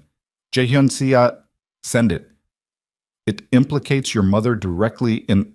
I know what it implicates. Send it. A pause. Then, sending now. He ended the call. Outside, the river moved. Nia's hands were still in her lap, and she was looking at the water with an expression he couldn't read from the angle, but her jaw was set and her breathing was measured. The controlled breathing of someone who had decided not to fall apart. Not here. Not in this car. Not when there was still work to do. 5 a.m., she said. The documentation. 5 a.m., he confirmed. Then I need 3 hours. She started the car. I'll take you back. They drove in silence. Not the accumulated silence of two people who didn't know what to say, but the functional silence of two people who understood each other's need to think. He watched the city pass outside the window. The empty streets, the lit windows, the enormous indifferent infrastructure of a metropolis that kept running, regardless of what any individual inside it was going through. And he thought about his mother. He thought about what she had done 17 years ago and what it had cost. He thought about what she had done 6 months ago and what it was going to cost. He thought about the fact that both decisions had been made from the same place. Not cruelty, not malice, but the specific terrified love of a woman who had spent her entire adult life protecting something and had never learned to tell the difference between protecting it and destroying it. It did not make him less angry, but it made the anger a different shape. Not hot, not explosive, cold and structural, the kind you could use. She stopped the car outside his building. He opened the door, paused. Nia, she looked at him. Whatever happens in the next 48 hours, he said, you know the truth now. About your mother, about my family, about what was done. He held her gaze. I need you to know that I know it too, completely. No more managed distance from it. She looked at him for a long moment. Get some sleep, she said. You have 3 hours. He got out, watched her drive away, went upstairs. He did not sleep. By 5:15 a.m., Nia's documentation package was on his secure server. 460 pages of transaction records, authorization chains, compliance filings, and technical certifications organized with the kind of precision that told him she had not slept either, that she and her team had worked through the night with the focused urgency of people who understood that speed was the only currency that mattered right now. He forwarded it immediately to his attorney, to the legal team he had assembled in the past 3 hours. 4 lawyers, 2 of them former FSS regulatory specialists who knew exactly how a bad faith complaint looked from the inside and how to build a challenge that would give the agency grounds to delay a formal investigation. At 6 a.m., he called his mother. She answered on the first ring. She had been awake. He had known she would be. I need to see you, he said. Now. A pause. Jaehyun, Naomi, my office. 45 minutes. He ended the call before she could construct a reason not to come. She arrived at 6:50, which told him she had come directly without stopping to consult anyone or prepare a position, which meant she already knew what the meeting was about and had decided that preparation was less useful than presence. She was dressed as she always was, composed, appropriate, the external presentation of a woman in complete control of her circumstances. She sat across from him in his office, and he put Sungjin's audit report on the desk between them, and he watched her look at it. Her face did something he had not seen it do in 35 years. It cracked. Not dramatically, not tears, not collapse, but the specific structural crack of a person whose constructed exterior meets a truth it cannot absorb without fracturing. She had not expected him to have the documentation this fast. She had expected, perhaps, that she would have time to get ahead of it, to construct the version of events that presented her choices as necessary rather than catastrophic. 6 months ago, he said. She didn't speak. You gave Beck the financial map, before the engagement, before the Mirai contract. You gave it to him as leverage management, to keep him contained. He kept his voice flat. Not to be cruel, because flat was the only register he had that was fully functional right now. You were managing him, the way you manage everything. She looked at the report on the desk. I was protecting the organization. You armed the man who is currently trying to take it from me. I didn't know he would... You gave a weapon to a man you knew was dangerous, and you're surprised he used it. He leaned forward. You told Nia's mother that I had approved them being sent away. You told her that. For 17 years, Nia believed I had chosen to let her go. Her mother worked double shifts for 11 years. She died, Aomeoni. She died without Jae Hyun. His mother's voice had gone somewhere he had never heard it go before. Not cold, not constructed, somewhere raw and cornered. Don't. His voice cracked on the word. Not with grief, but with the particular break that happens when controlled anger reaches its structural limit. Do not manage this. Do not explain this. I need you to sit in this room and hear me for once without building the response before I finish speaking. She went still. What you did to them was wrong, he said. Not strategic, not necessary. Wrong. And what you did 6 months ago, giving back that information, it was wrong. And now it is going to cost this organization everything you spent your life protecting if I don't fix it in the next 40 hours. And I need to know. He stopped, controlled his breathing. I need to know if there is anything else. Anything you did that Beck can use that I don't already know about. Because if I walk into that council room and something surfaces that I wasn't prepared for. There's nothing else, she said. Her voice was very quiet. He looked at her, reading her the way she had always read him. Not for the surface, but for the architecture underneath. There's nothing else, she said again. And this time it was not constructed. It was just tired. The specific exhaustion of a woman who had been building walls for 40 years and had just run out of materials. He sat back, breathed. I need you to stay out of the council room, he said. I need you to have no contact with Bake, with the Seo family, with any council member until this is resolved. Not to protect yourself. To stop making it worse. She looked at her hands, a gesture so unlike her that it stopped him briefly. Kang Mi-rae did not look at her hands. She looked at people, at problems, at things she was solving. I wanted to protect you, she said. I know. From the beginning, from her, I know, Aomeoni. He stood up, moved to the window.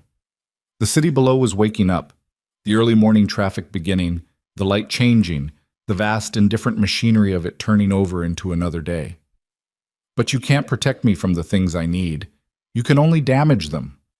She said nothing. He heard her stand, heard her move toward the door. Gae-hyun, she stopped. The council meeting. When you go in there, I'll handle it. I know you will. A pause. You are your father's son in the ways that matter. Her voice had almost nothing left in it. And mine, in the ways I'm less proud of. The door opened and closed, and she was gone. He stood at the window and looked at the city and let himself have 30 seconds. Just 30 seconds of standing in the truth of what his family was and what it had done and what it was going to take to walk back out of this room and into the next fight. He counted them. Then he picked up his phone and called Sung Jin. Get the legal team on a call in 10 minutes. I want the FSS challenge filed by noon. And get me a read on Chairman Lim. I need to know what it would take to bring him back to center. Already on Lim, Sung Jin said. He's reachable.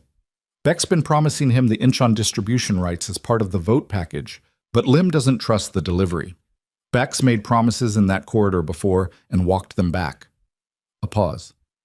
If you can guarantee the Incheon contract directly, set up a meeting this morning and get Director O's schedule. Same approach. He turned from the window. What's Baek doing right now? He's been in his office since 7. His legal team arrived 40 minutes ago. Sung Jin paused. He knows the challenge is coming. He's preparing for it. Good. Let him prepare. He grabbed his jacket from the back of his chair. I'll be out in 2 minutes. And Sung Jin, when you speak to the Mirai government liaison, tell them we may have a regulatory challenge in process and that it is being addressed. Don't let them hear it from the FSS first. Done. He ended the call. Stood in the center of his office for one moment, the room where his father had made decisions for 20 years before him, where the walls held the weight of everything the family had built and everything they had broken, and he made the decision he had been building toward since the ballroom, since the terrace, since the conference room, since the dark car by the river. Not the engagement decision, not the personal decision, the organizational one. The one about what kind of man ran what kind of organization from this point forward. He made it quietly, without ceremony, the way the real decisions always happened. Not in the dramatic moments, but in the ordinary ones, in the space between picking up your jacket and walking out the door. Then, he walked out the door. The council session was called for 2 p.m. Jae-hyun spent the 6 hours between his office and the chamber in continuous motion. The FSS challenge filed at 11:40, the legal team confirming receipt at 12:10, Lim's meeting at noon lasting 38 minutes and ending with a handshake that was not a commitment but was not a refusal, which was enough. Director O at 1 p.m., 15 minutes, harder than Lim, but ultimately movable by a combination of the Incheon guarantee and the audit documentation showing the specific subsidiary contracts Beck had used to buy his vote, which O had not known were traceable, and the knowledge that they were traceable changed his calculation visibly and immediately. By 1:50, Sung-jin confirmed O was back, Lim was probable. That was 2 seats. Beck's 9 became 7. 7 was not quorum for removal. Jae-hyun arrived at the chamber at 1:58. Beck was already there, already seated. He looked at Jae-hyun when he entered, and Jae-hyun watched his face do a rapid calculation, reading the posture, the timing, the fact that Jae-hyun had arrived 2 minutes early rather than the 5 minutes late that a defensive position would suggest. Beck was not stupid. He understood immediately that something had shifted. Jae-hyun sat at the head of the table. He did not look at Beck again. The room filled. 11 men, same as the night before, same chairs, same city through the window. But the weight of the room was different, and everyone present could feel it, the way pressure changes before weather. Lim sat down. He did not look at Beck. O sat down. He also did not look at Beck. Beck's face had gone very still. Before we proceed, Jae-hyun said, I want to enter into the record a document. He nodded to Sung-jin, who distributed printed copies to every seat. This is the security audit conducted over the past 18 hours covering the last 6 months of organizational communications and financial transactions. It identifies a systematic accumulation of voting rights through subsidiary contract manipulation, executed by a council member over a period of no less than 23 weeks. He paused. It also identifies the source of the financial information used to construct the FSS regulatory complaint filed yesterday afternoon as originating from a breach of the organization's internal security, not from any legitimate compliance concern. The room was reading, the specific silence of 11 men processing information that was reorganizing what they thought they knew. Beck said, This is a fabrication. The audit trail is time-stamped and sourced, Jae-hyun said. Every document is independently verifiable. He looked at Beck directly for the first time since the meeting began. You filed a bad faith regulatory complaint using information obtained through a security breach of this organization's internal systems. The FSS has been notified of the challenge and has the full evidentiary package. Their preliminary assessment, received at 12:40 today, indicates the complaint does not meet the threshold for a formal investigation. Beck's jaw was tight. The room was watching him now.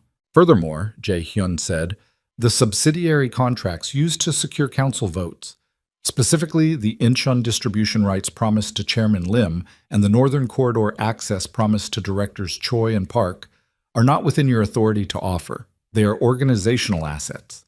Offering them as personal political currency constitutes a breach of fiduciary duty. He looked around the table. The motion before this council is not a no-confidence vote on my leadership. The motion before this council, if any member chooses to bring it, is a disciplinary review of Director Beck Sung-chul. The room held the particular silence of a tipping point. Beck stood up. He didn't do it dramatically. He rose from his chair with the deliberate weight of a man who had been in enough rooms to know when the ground had shifted and who was deciding, in real time, how to absorb a loss without making it a rout. He straightened his jacket. He looked at Jae-hyun across the table. You think this is over, Beck said. His voice was low. Not a performance, a genuine statement. You think because you patched the vote and filed a legal challenge that you've resolved something. He looked around the table, slow and deliberate. This organization has a structural problem. It has had one for 3 years. A leader who is more interested in a personal life than in the work, who would risk everything his family built for. He stopped. Let the implication sit. Say it, Jae-hyun said. Beck looked at him. Say what you mean. In this room. On the record. A pause. The room was absolutely still. A foreign woman, Beck said. A nobody.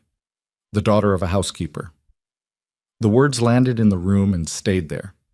Jae-hyun stood up. He did not raise his voice. He did not need to. He looked at Baek and the 11 men surrounding them, and he stood at the head of the table where his father had stood and his grandfather before that, and he spoke in the quiet register that everyone in this room had learned over years was the register that meant the words were final. Her name is Nia Brooks, he said. She founded and leads a $300 million technology company. She holds 7 patents in quantum encryption. She was contracted by the South Korean government, not by me, by the government, because her work is the only architecture capable of supporting the Mirai project. He paused. And in the past 48 hours, while this council was running a destabilization campaign against this organization, she spent the night building the evidentiary package that stopped the FSS complaint from becoming a formal investigation. She did it for a company she could have walked away from, for a project she had no personal obligation to save. He looked around the room. She saved this organization, not me. Her. The room was silent. Her mother, Jae-hyun said, was a housekeeper in my family's home. She was a decent woman who worked honestly and was treated as disposable. His voice did not waver. I will not participate in a world that treats people as disposable. Not in this organization, not in this family, not anymore. He looked at Baek. You are relieved of your council seat pending the disciplinary review. Your access to organizational systems is suspended effective now. Sung-jin will manage the transition of your responsibilities. Beck looked at him. He looked for a long time. And then, in the face of 9 men who had stopped being his, in a room where the arithmetic had irreversibly changed, he picked up his copy of the audit report, straightened his jacket again, and walked to the door. At the door he stopped, didn't turn around. You think love is enough to run this, he said. You'll find out it isn't. He left. The door closed. Jae-hyun stood at the head of the table and looked at the 10 remaining men. Some of them relieved, some of them recalculating, some of them unreadable, and he understood clearly and without cushioning that this was not a victory. It was a survival. The organization was intact, the vote was neutralized, the FSS challenge was filed, and Baek was removed from the table. All of that was true. And also true, the structural vulnerability his mother had created was still there. The audit had exposed it, but not repaired it. The subsidiary contracts Baek had used were still entangled. The Seo family had not been managed yet. The press would have pieces of this within days. And somewhere in a hotel 3 kilometers away, a woman who had spent the night saving his organization was sitting with a project that was still technically under regulatory shadow and a board that was going to require a full accounting by end of business today. He looked at Sung-jin. Sung-jin read his face. Car is ready, he said. Jae-hyun nodded to the room. We'll reconvene Thursday. Full agenda. I'll have the stability plan by Wednesday morning. He picked up his jacket. Thank you for being here. He left the chamber, walked to the elevator, pressed the lobby button, stood in the elevator's rising silence as the floors descended and thought about Nia in the hotel. Nia and her board call. Nia sitting with the consequences of a night spent doing something that had cost her professionally and that she had done anyway. The elevator reached the lobby. The doors opened. She was standing there, not at the hotel. Here. In the lobby of the building she had no access to, standing with her project bag over one shoulder and her phone in her hand, and when she saw him, she didn't smile, didn't move toward him, just held his gaze across 20 feet of marble lobby with the expression of a woman who has been holding something together through pure will and is waiting to find out if it was worth it. He walked toward her, stopped 2 feet away. The vote, she said, tabled indefinitely. Beck is removed. She exhaled. A small, controlled exhale. Not relief, not celebration, but the physical release of a body that has been operating under maximum tension for 15 hours. The FSS, she said, challenge filed. Preliminary assessment is favorable. We'll know in 72 hours. She nodded, looked at him. Your board call? He said. 2 hours ago. I gave them the full picture. A pause. They want to review the project continuation decision by end of week. It's not a suspension, but it's not a clearance. She looked at him steadily. James thinks we can demonstrate sufficient compliance integrity to satisfy them. I think so too. You'll have everything you need from our side. Every document, every authorization, I know, she said. I know I will. They stood in the lobby, 2 feet apart, surrounded by the motion of a building returning to its ordinary operations, and the distance between them felt like the last version of a distance that had been closing for 9 years, since a ballroom and a terrace, and a conference room and a car by the river, and a night of work that had changed the shape of something permanent. I said something in front of the council, he said. What? I said your name. He looked at her directly. I said it the way it deserves to be said, in front of every person in that room. Her expression shifted. Not a smile. Something past a smile. Something more complicated and more real. Her eyes did the thing they had been doing since the ballroom, the thing where the composure was fully present, and underneath it, something else was present too, something that had been waiting under 9 years of survival and ambition and grief and building, something that was finally, cautiously, looking for a way out. Jae-hyun, she said. Her voice was quiet. I have to tell you something. He waited. When my mother was in the hospital, she said, at the end, she asked me if I still thought about you. Her voice stayed level, which cost her something visible. I told her no. I told her I had moved past it. I told her... She stopped, breathed. She looked at me and she said, you never could lie about the things that mattered. He stood very still. I couldn't lie to her, Naya said. I've been lying to myself for 9 years about it, but I couldn't lie to her. She looked at him with the particular direct gaze of a woman who has decided that the next thing she says is going to be the true thing, regardless of the cost. I need you to know that. Before whatever comes next, before the press and the council and the FSS and all of it, I need you to... His phone rang. The second phone. Sungjin's number. He looked at it. Looked at her. Answer it, she said. He answered. Sungjin's voice was stripped down to its essential components. The press already has it. Someone in the council room. A leak. I don't know who yet. It's going to multiple outlets simultaneously. They have the engagement dissolution, BIEX removal, the FSS complaint, your statement in the council room about... A breath. About her. About what you said. It's all going out tonight. A pause. Jae-hyun-si. There's a photographer outside the building right now. Someone called them ahead. This was planned. Whoever leaked it wanted the image of the two of you together when the story broke. Jae-hyun looked at Nia. She was reading his face, already understanding the outline of it. How long? He said into the phone.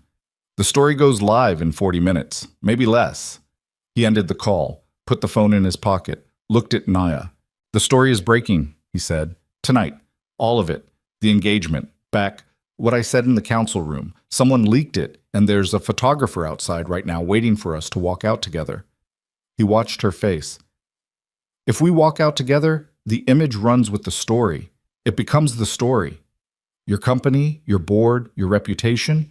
Jae-hyun. Her voice was steady. It's going to be a significant... Jae-hyun. She stepped forward, one step, closing the last of the 2 feet between them. I spent 9 years building something so large that no one could hand me an envelope and tell me to leave by morning. She looked up at him. Let them take the picture. Outside, 40 minutes from becoming permanent, the city waited. The press waited. The story waited. The 48-hour emergency that had consumed everything was about to become public and irreversible, and there would be no taking it back, no managing the narrative back into privacy, no version of the next hour that didn't change everything. Jae-hyun looked at the woman in front of him, the girl he had lost and the woman she had become, and the 9 years of distance that was, in this moment, finally, completely. They walked out together. That was the decision, and it was made in the space between one breath and the next, made without a conference or a calculation or a careful weighing of outcomes. Jae-hyun looked at Naya, and she looked back at him, and the decision existed between them before either of them articulated it, the way the real decisions always did. Not chosen so much as recognized, the way you recognize something you already knew. He held the lobby door. She walked through it.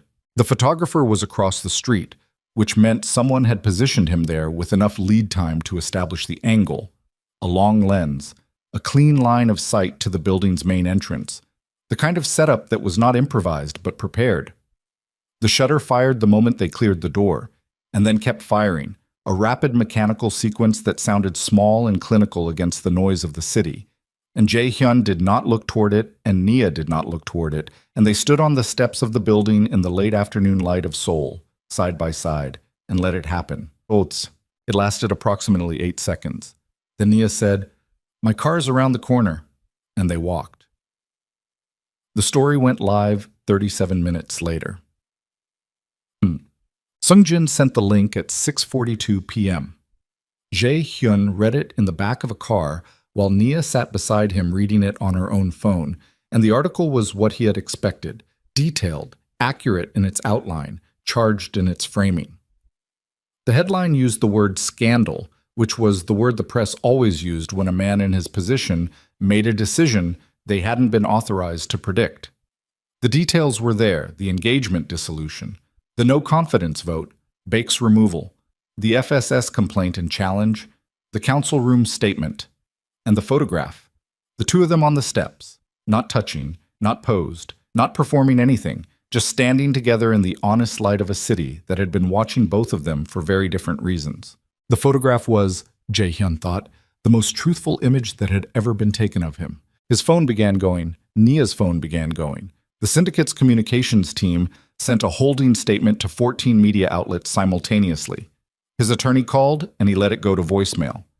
Seo Yeonji's family's representative called, and he let that go too, because that conversation required more than a moving vehicle and a phone, and because whatever he owed the Seo family he intended to pay properly and in full and not in the back of a car. "You're bored," he said. Nia was still reading. "They've seen it. What do they need from you?" "A call tonight. They'll want my read on reputational exposure." She lowered her phone, looked out the window. The city was doing its evening shift. The transition from workday to night, the lights changing character, the traffic thickening. The photograph puts me at the center of a story about an organized crime family's internal power struggle. Yes. That's not a position most tech CEOs voluntarily occupy. No. She turned to look at him. "I did it voluntarily." "I know. I want to be clear about that. Not for you, for myself. I made that choice with full understanding of what it looked like." She held his gaze. "I need you to know that I don't do things I haven't thought through. I'm not someone who acts on feeling and explains it later. I know that about you. Then you know that when I walked out that door, I was telling you something." He looked at her. The car moved through traffic. Outside, Seoul continued its enormous indifferent motion. "I know," he said quietly. She turned back to the window, picked up her phone. "I need an hour to prep for the board call. Can you? I'll have Sungjin send a car." She nodded. Then, "After the call, come find me." The next 72 hours were the worst and most clarifying of Jae-hyun's professional life. The press coverage metastasized the way press coverage does when the story has every element that makes people stop scrolling: power, money, romance, a family empire fracturing in public, a woman in a black dress on a flight of steps beside the most feared man in Korean organized crime. It ran in Korean media, then Japanese, then got picked up by 2 international financial outlets who framed it as a corporate governance story, then by a culture site in New York that wrote it as something else entirely, something closer to what it actually was. He did not manage his own coverage. He let his communications team issue factual statements where factual statements were appropriate, and made no personal comment, because personal comment would give the story oxygen, and the story needed to be allowed to exhaust itself rather than fed.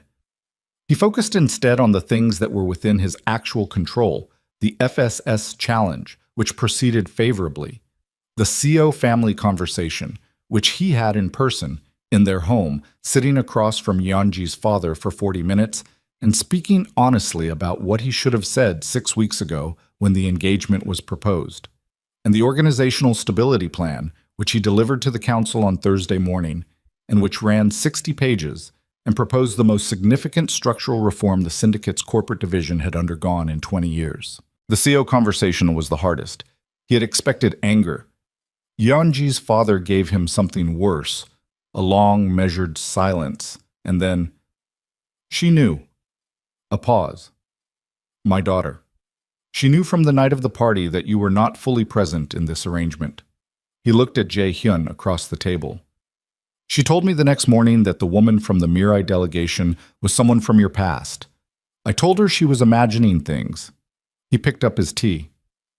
I was wrong, and she was right. Jae-hyun said, I owe your daughter an apology, a direct one.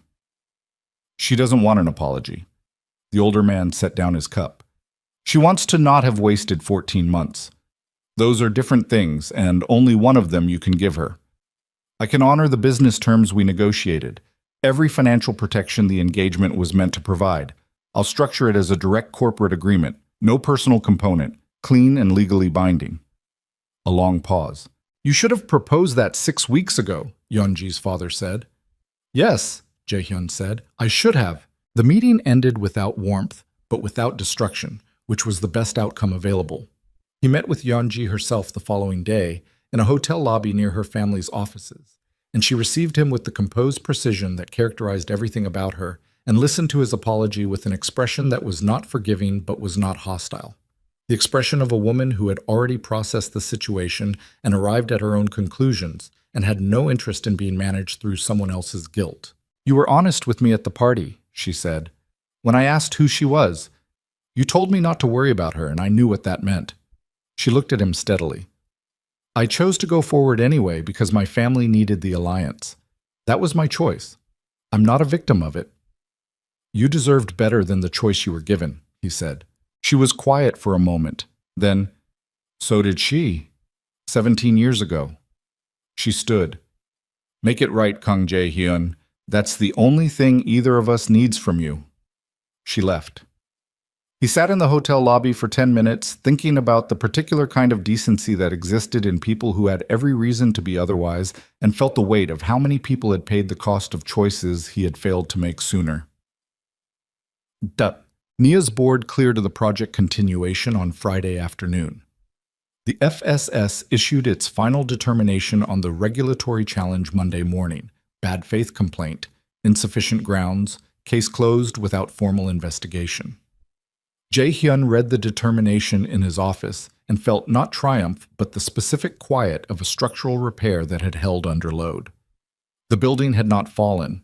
The foundation was exposed and needed work, but it had not fallen. He sent Nia the FSS determination the moment it came through. Her response came back in under 2 minutes. Good. James is doing a happy dance. Don't tell him I told you.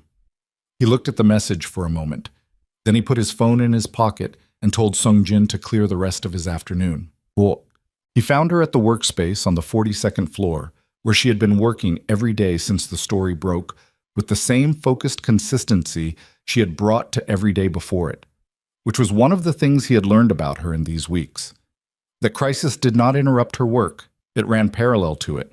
That she had developed the capacity to hold multiple catastrophes in separate compartments and address each one without letting them contaminate each other. It was a survival skill. He recognized it because he had built the same one. She was alone. The team had gone. The screens were still open. Project schematics, completion documentation. But she was sitting back from the workstation with a coffee going cold beside her, and she looked, for the first time since the ballroom, like someone who was allowing herself to be tired. She looked up when he came in. FSS, she said. Done. Closed. She nodded. Picked up the cold coffee, looked at it, set it back down. James wants to take the team out tonight, celebrate the project completion. She glanced at him. We hit the 4-week mark tomorrow. Finished early. You always finish early. I always finish on time. Early is different. She pushed back from the workstation and turned her chair to face him fully. She looked at him with the direct, unguarded look that she had been allowing herself more frequently over the past week. The look without the professional overlay, the one that was just her face being honest. How are you? The question caught him slightly off guard, which was not a feeling he was accustomed to and which he had come to associate specifically with her. She had a way of asking the direct personal question in the middle of the operational context, slipping it in between the FSS determination and the project timeline, making it impossible to deflect into logistics. Functional, he said. That's not what I asked. He moved to the window. The city below was the same city it had always been. Indifferent, enormous, continuous. Clearer than I've been in a long time, he said, about what needs to change in the organization, about the structure, about what my father built and what it became and what I want it to be going forward. He paused. Talking to Yeonji helped, actually. She said something. What did she say? He turned from the window. She said to make it right. That was all she needed. He looked at Nia. She's a better person than the situation gave her room to be. Nia was quiet for a moment.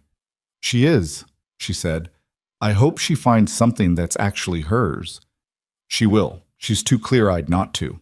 A silence settled between them, not the professional silence of two people working, and not the tense silence of two people managing what was between them, but something new, something that had the quality of a room after a long storm has passed. The windows still damp, the air still charged, but the violence of it over. Your board call Friday, he said. How did it land? They cleared the project, you know that. I mean, how did it land with you, being in front of them with this attached to your name? She considered this. I've been in front of my board in harder situations, she said. I've been in front of investors when we were 6 weeks from running out of runway. I've been in front of them the morning after a major security vulnerability was disclosed. She picked up the cold coffee again, finally drank it, made a face. This was different because it was personal. They could see it was personal. My CFO, she's been with me since year 2. She looked at me during the call with this expression like she was trying to figure out if I was okay. Not professionally, but actually okay. Are you? She looked at him. I told you I'd get back to you on that. You told me you wanted to not be afraid to want something, he said. That's what you said in the lobby. I remember what I said. I'm asking if it's still true. She set the coffee down. She stood up from the chair and moved to the window, standing beside him, not touching, looking out at the same city from the same angle. Up close, she smelled like she always smelled, clean and dark, nothing floral. And he was aware of the 5 inches of air between her shoulder and his, aware of it the way you're aware of something that is about to change. My mother used to say that the things worth having are the things that scare you most, Nia said. Not because fear means it's right, but because the absence of fear usually means the absence of stakes. She looked at the city. I've built a company. I've been afraid of losing it approximately 400 times.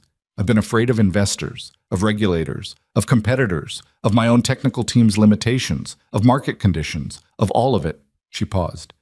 None of those fears felt like this. He turned to look at her profile. Like what? She turned to look at him. Like something I've been carrying so long I stopped noticing the weight.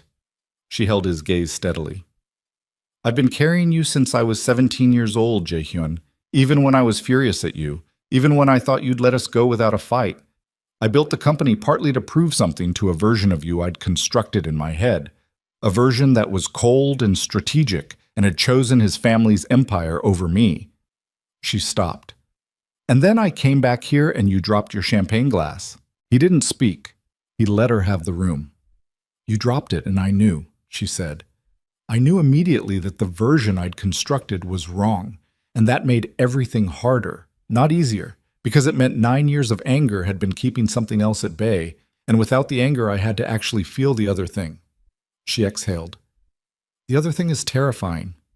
What is it? He said. His voice was very quiet. She looked at him for a long moment. Then she said, I love you. I've loved you since I was 17 and I never stopped and I'm furious about it and I'm done pretending otherwise. The 42nd floor was silent. The city moved below the window, vast and indifferent. And inside the glass, the two of them stood with the truth between them. Not clean, not resolved, not the simple reunion of people who had been kept apart by external forces, but the complicated and specific truth of two people who had been shaped by each other's absence and were now, finally, standing in each other's presence, with nothing left to manage. He reached up and touched her face, one hand, his thumb at her cheekbone, the specific careful touch of a person who has been imagining something for a very long time and is now terrified of the reality of it. She let him. I never stopped, he said. Not for a day. She turned her face slightly into his hand. It was the smallest motion. It broke something open in his chest that he understood would not close again, and he did not want it to close again. And the relief of not wanting it to close was enormous and exhausting, and the best thing he had felt in 9 years. She said quietly, "Don't disappear on me again." "Never," he said. "Not for any reason, not for any amount of money or obligation or empire or—" "Jae-hyun." She put her hand over his, the hand at her face. "Stop talking." He stopped talking. The story did not end that evening on the 42nd floor. Stories of that weight, the kind built from 17 years of distance and grief and survival, and the specific stubbornness of love that won't be managed into irrelevance, don't end in single moments. They end in accumulation. In the slow building of ordinary days that are extraordinary only because you're in them with the right person. What followed was not easy. It was not meant to be easy, and neither of them approached it expecting ease. The organizational reforms that Jae-hyun had outlined in the stability plan took 11 months to fully implement. The syndicate's criminal operations were not abandoned overnight. That was not the world he lived in, and pretending otherwise would have been a fiction neither the council nor the law would have accepted. But he began, systematically and with the kind of patience that large structural changes require, to redirect the organization's capital and influence toward legitimate enterprise. The process was slow and expensive and involved more legal work than he had anticipated and required 3 separate negotiations with regulatory bodies who were, at varying levels of enthusiasm, willing to accept structured transitions in lieu of enforcement. Sung-jin managed most of it with the same unflappable precision that had made him indispensable for 8 years, and in the 3rd month of the process, told Jae-hyun, without ceremony, that he had been waiting for this direction since year 2 of his employment and was glad it had finally arrived. Baek Sung-chul's disciplinary review concluded in month 2. He was removed from the council permanently, and the subsidiary contracts he had used to purchase votes were restructured. He did not disappear from Seoul's business landscape. Men like Baek never fully disappeared. But he receded, and the organization he had tried to take contracted around him without it, and that was enough. The FSS case remained formally closed. Nia's board, after 2 months of careful watching, issued a formal statement expressing confidence in her leadership and the company's direction. The statement was lawyerly and precise and said nothing warm, but what it said was sufficient, and Nia had never needed warmth from a board statement. She stayed in Seoul longer than the original 6 weeks, then longer still. The extension was professional at first. The project's successful completion generated 2 follow-on contracts with the Korean government, and supervising their initiation required her physical presence. And then it became something that was not professional at all, and she stopped applying professional justifications to it. She kept her apartment in New York. She opened a Seoul office for Brooks Quantum Systems in month 4, which her CFO characterized in the quarterly report as a strategic expansion into the Asia-Pacific market, and which Nia characterized in a call with James Lim as, "I live here now, James, please update the org chart." James updated the org chart. Masem. Kang Mi-rae spent the first month after the story broke in deliberate withdrawal. She did not contact Jae-hyun, did not attend council sessions, did not appear at the family's regular social obligations. Jae-hyun understood this as the withdrawal of a woman who was, in her own way, processing, not with therapy or conversation, or any of the mechanisms that ordinary people use to work through catastrophic self-knowledge, but with the particular internal reckoning of someone who had run on certainty their entire life and had been shown, clearly and irrefutably, that the certainty had cost more than it built. He called her in month 2. She answered. "I'd like to have dinner," he said. Not a conversation, not a resolution, dinner. A pause. "Thursday," she said. Thursday dinner lasted 3 hours. They talked about his father, his condition, which was stable, which was the best word available for a man in his situation. They talked about the organization, about the reforms, about the council's adjustment to the new structure. They did not talk about Nia. They did not talk about Jisoo, who had resigned in month 1 and whose departure his mother had noted with a silence that told him she understood exactly what the resignation represented. At the end of the evening, when they were standing outside the restaurant on a street in Gangnam, his mother said, "She's staying." "Yes," he said. "The Seoul office." "Yes." His mother looked at the street. The traffic was light at this hour. A weeknight, late. The city doing its lower register thing. She was quiet for a long moment. Your grandmother, she said finally, came from nothing. Less than nothing. Her family had... There was nothing there. She married into this organization when it was barely an organization, and she built it alongside your grandfather in a time when building it meant things I choose not to describe in detail. She paused. She was not a woman who required approval from anyone for anything. She said once that the people who needed everyone's permission to live had already lost. Jae-hyun looked at his mother. I am not saying I was wrong, she said. I am saying... She stopped, restructured. I am saying that I understand something I did not understand at the time, about what I was protecting and what I was destroying and the degree to which I confused the two. It was not an apology. He had not expected an apology, not because she was incapable of remorse, but because she was a woman for whom remorse expressed itself in behavior rather than words. And he had learned to read that the way he had learned to read everything about her, with patience and without demanding a translation. Thursday, he said. Same place. Bring her. His mother looked at him. She won't come if you ask her, she said. She has no reason to. She'll come if I ask her, he said. She'll come because she is not a person who avoids difficult rooms, and because there's something she deserves to hear from you directly, and she knows it, and she'll come. He met his mother's gaze. I'll tell her it's not going to be easy. She already knows nothing worth doing is easy. That's not going to stop her. His mother was quiet for a moment. She's not what I expected, she said, very quietly. No, he agreed. She's more. The Thursday dinner was the hardest meal Jae-hyun had ever sat through, and he had sat through dinners with people who were actively trying to kill him, so this was a meaningful comparison. Nia arrived on time, in the same charcoal blazer she had worn to the lobby's cafe months ago, which Jae-hyun suspected was a deliberate choice. Not armor, but a reminder. His mother was already seated. The geometry of the restaurant was different from their morning cafe encounter. A private room, a round table, no hierarchy of arrival to establish before the conversation began. He had arranged it that way intentionally. For the first 20 minutes, they spoke about the Brooks Quantum Soul office. Professional ground, neutral enough to establish a rhythm. His mother asked intelligent questions about the quantum encryption architecture. She had done her research, which was consistent. And Nia answered them with the precise fluency she always brought to her work.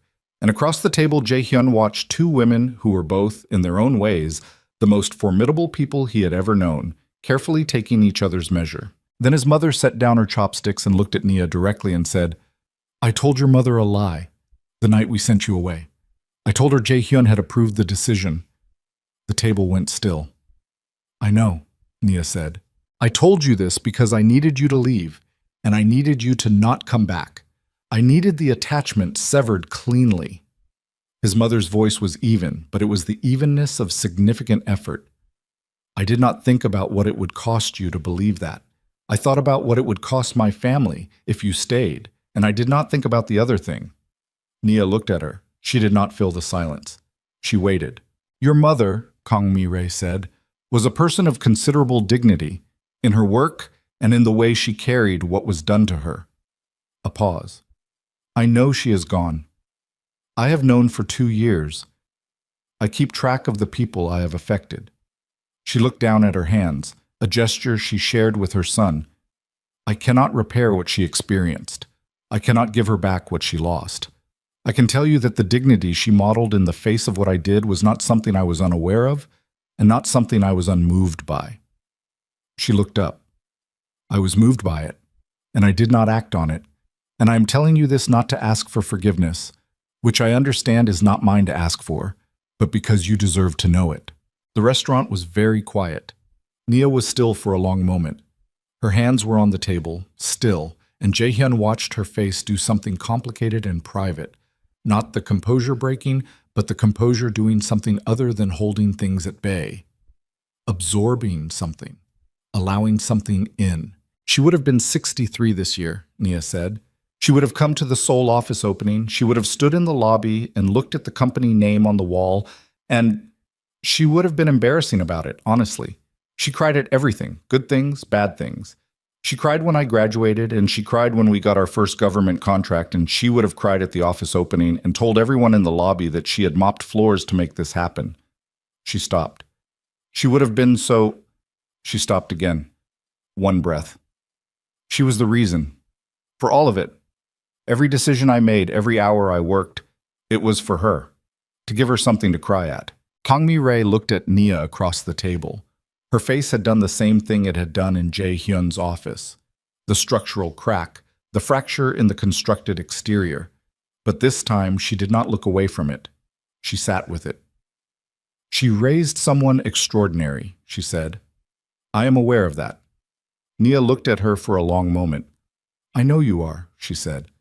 They did not become friends that evening. That was not what the evening was for, and neither of them was a woman who performed reconciliation for the sake of a clean narrative. What happened was something less dramatic and more durable. Two women sitting across a table in a private restaurant in Seoul, eating dinner, speaking honestly, and leaving at the end of the night with something that was not warmth, but was not hostility either. Something that had space in it for what came next. In the car afterward, Nia sat beside Jae Hyun and looked out the window for a while without speaking. He did not push. He had learned in these months that her silences were not absences. They were processes, and they concluded when they concluded and not before. She loved you, Nia said finally. Your mother. That was real. The love was real, even if everything she did with it was wrong. Yes, he said. That doesn't make it okay. No, but it makes it human. She looked at him. I can work with human. He reached across the seat and took her hand. She let him. Her hand in his was warm and specific and real, in the particular way that things are real when you have spent a long time doubting their existence. They rode through Seoul in the dark, with the city burning on every side of them. The wedding happened in the spring, not a large ceremony. They had both had enough of large ceremonies, enough of rooms full of people watching them for the wrong reasons. 60 people.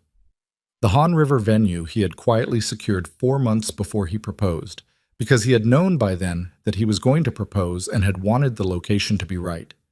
And the right location for a wedding between two people who had spent 9 years finding their way back to each other was water.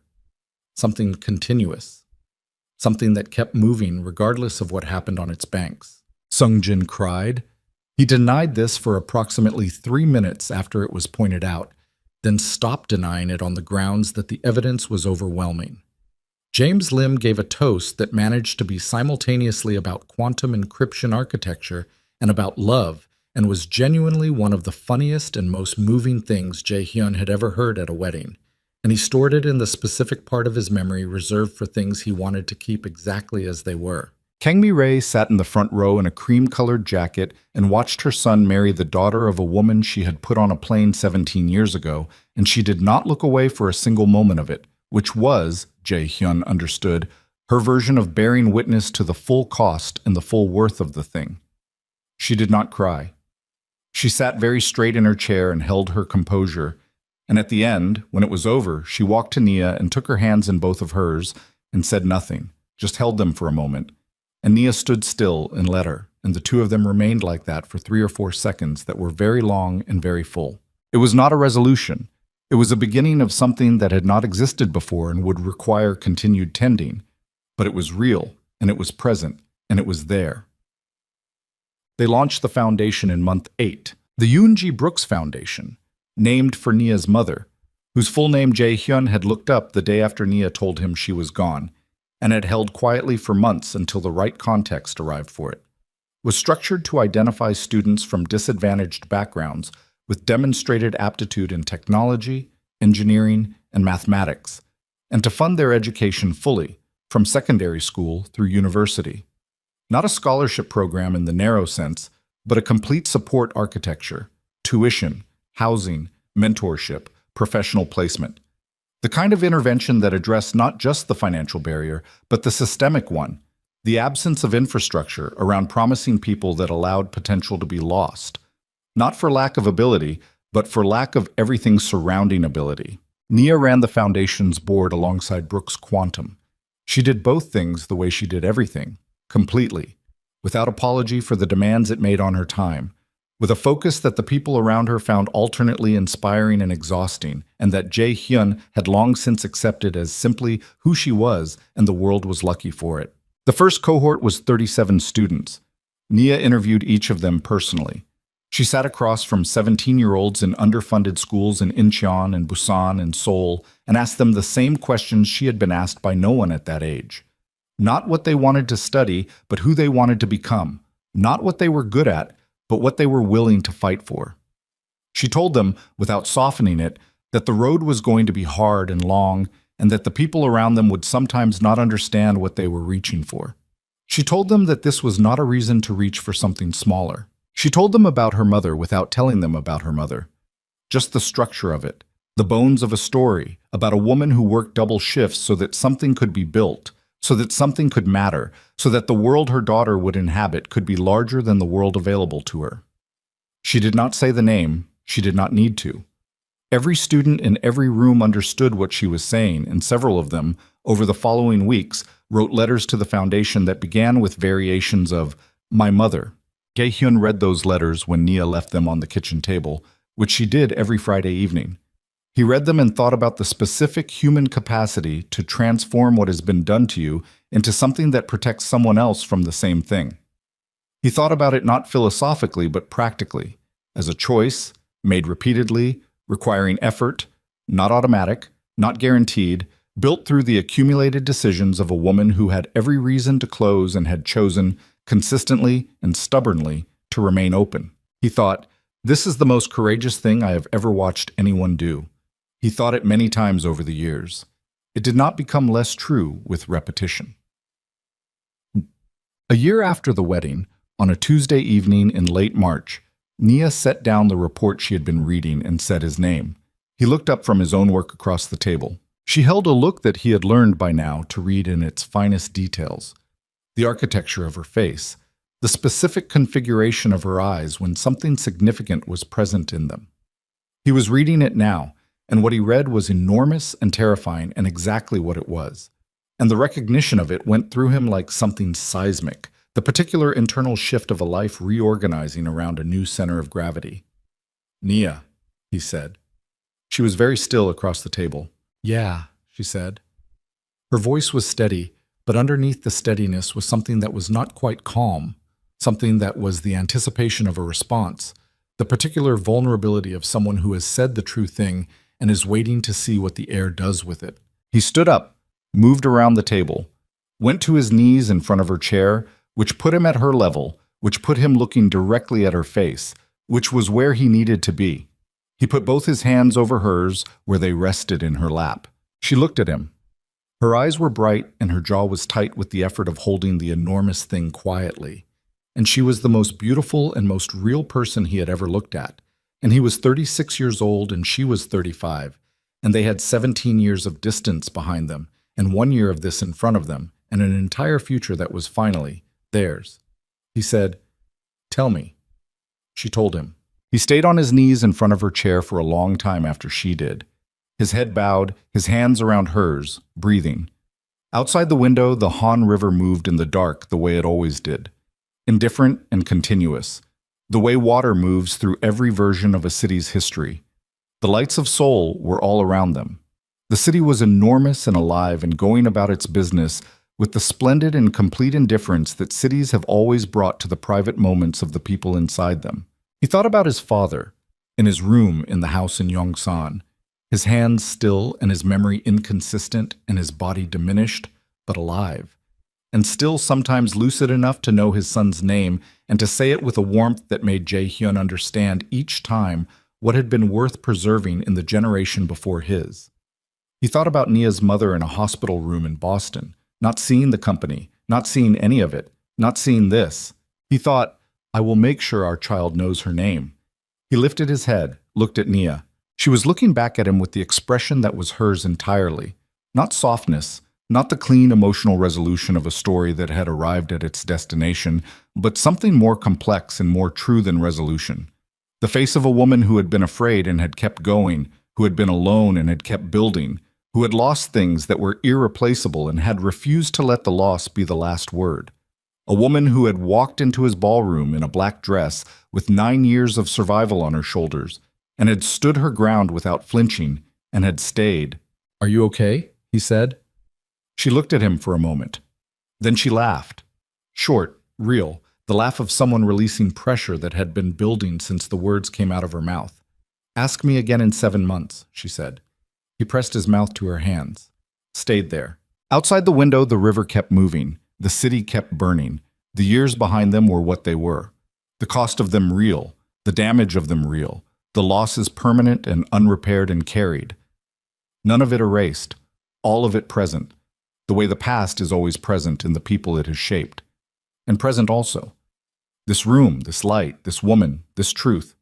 The thing that had survived 17 years of distance and one family's damage and one young man's failure of nerve, and two people's separate and parallel lifetimes of building something strong enough to withstand everything that had already tried to end it.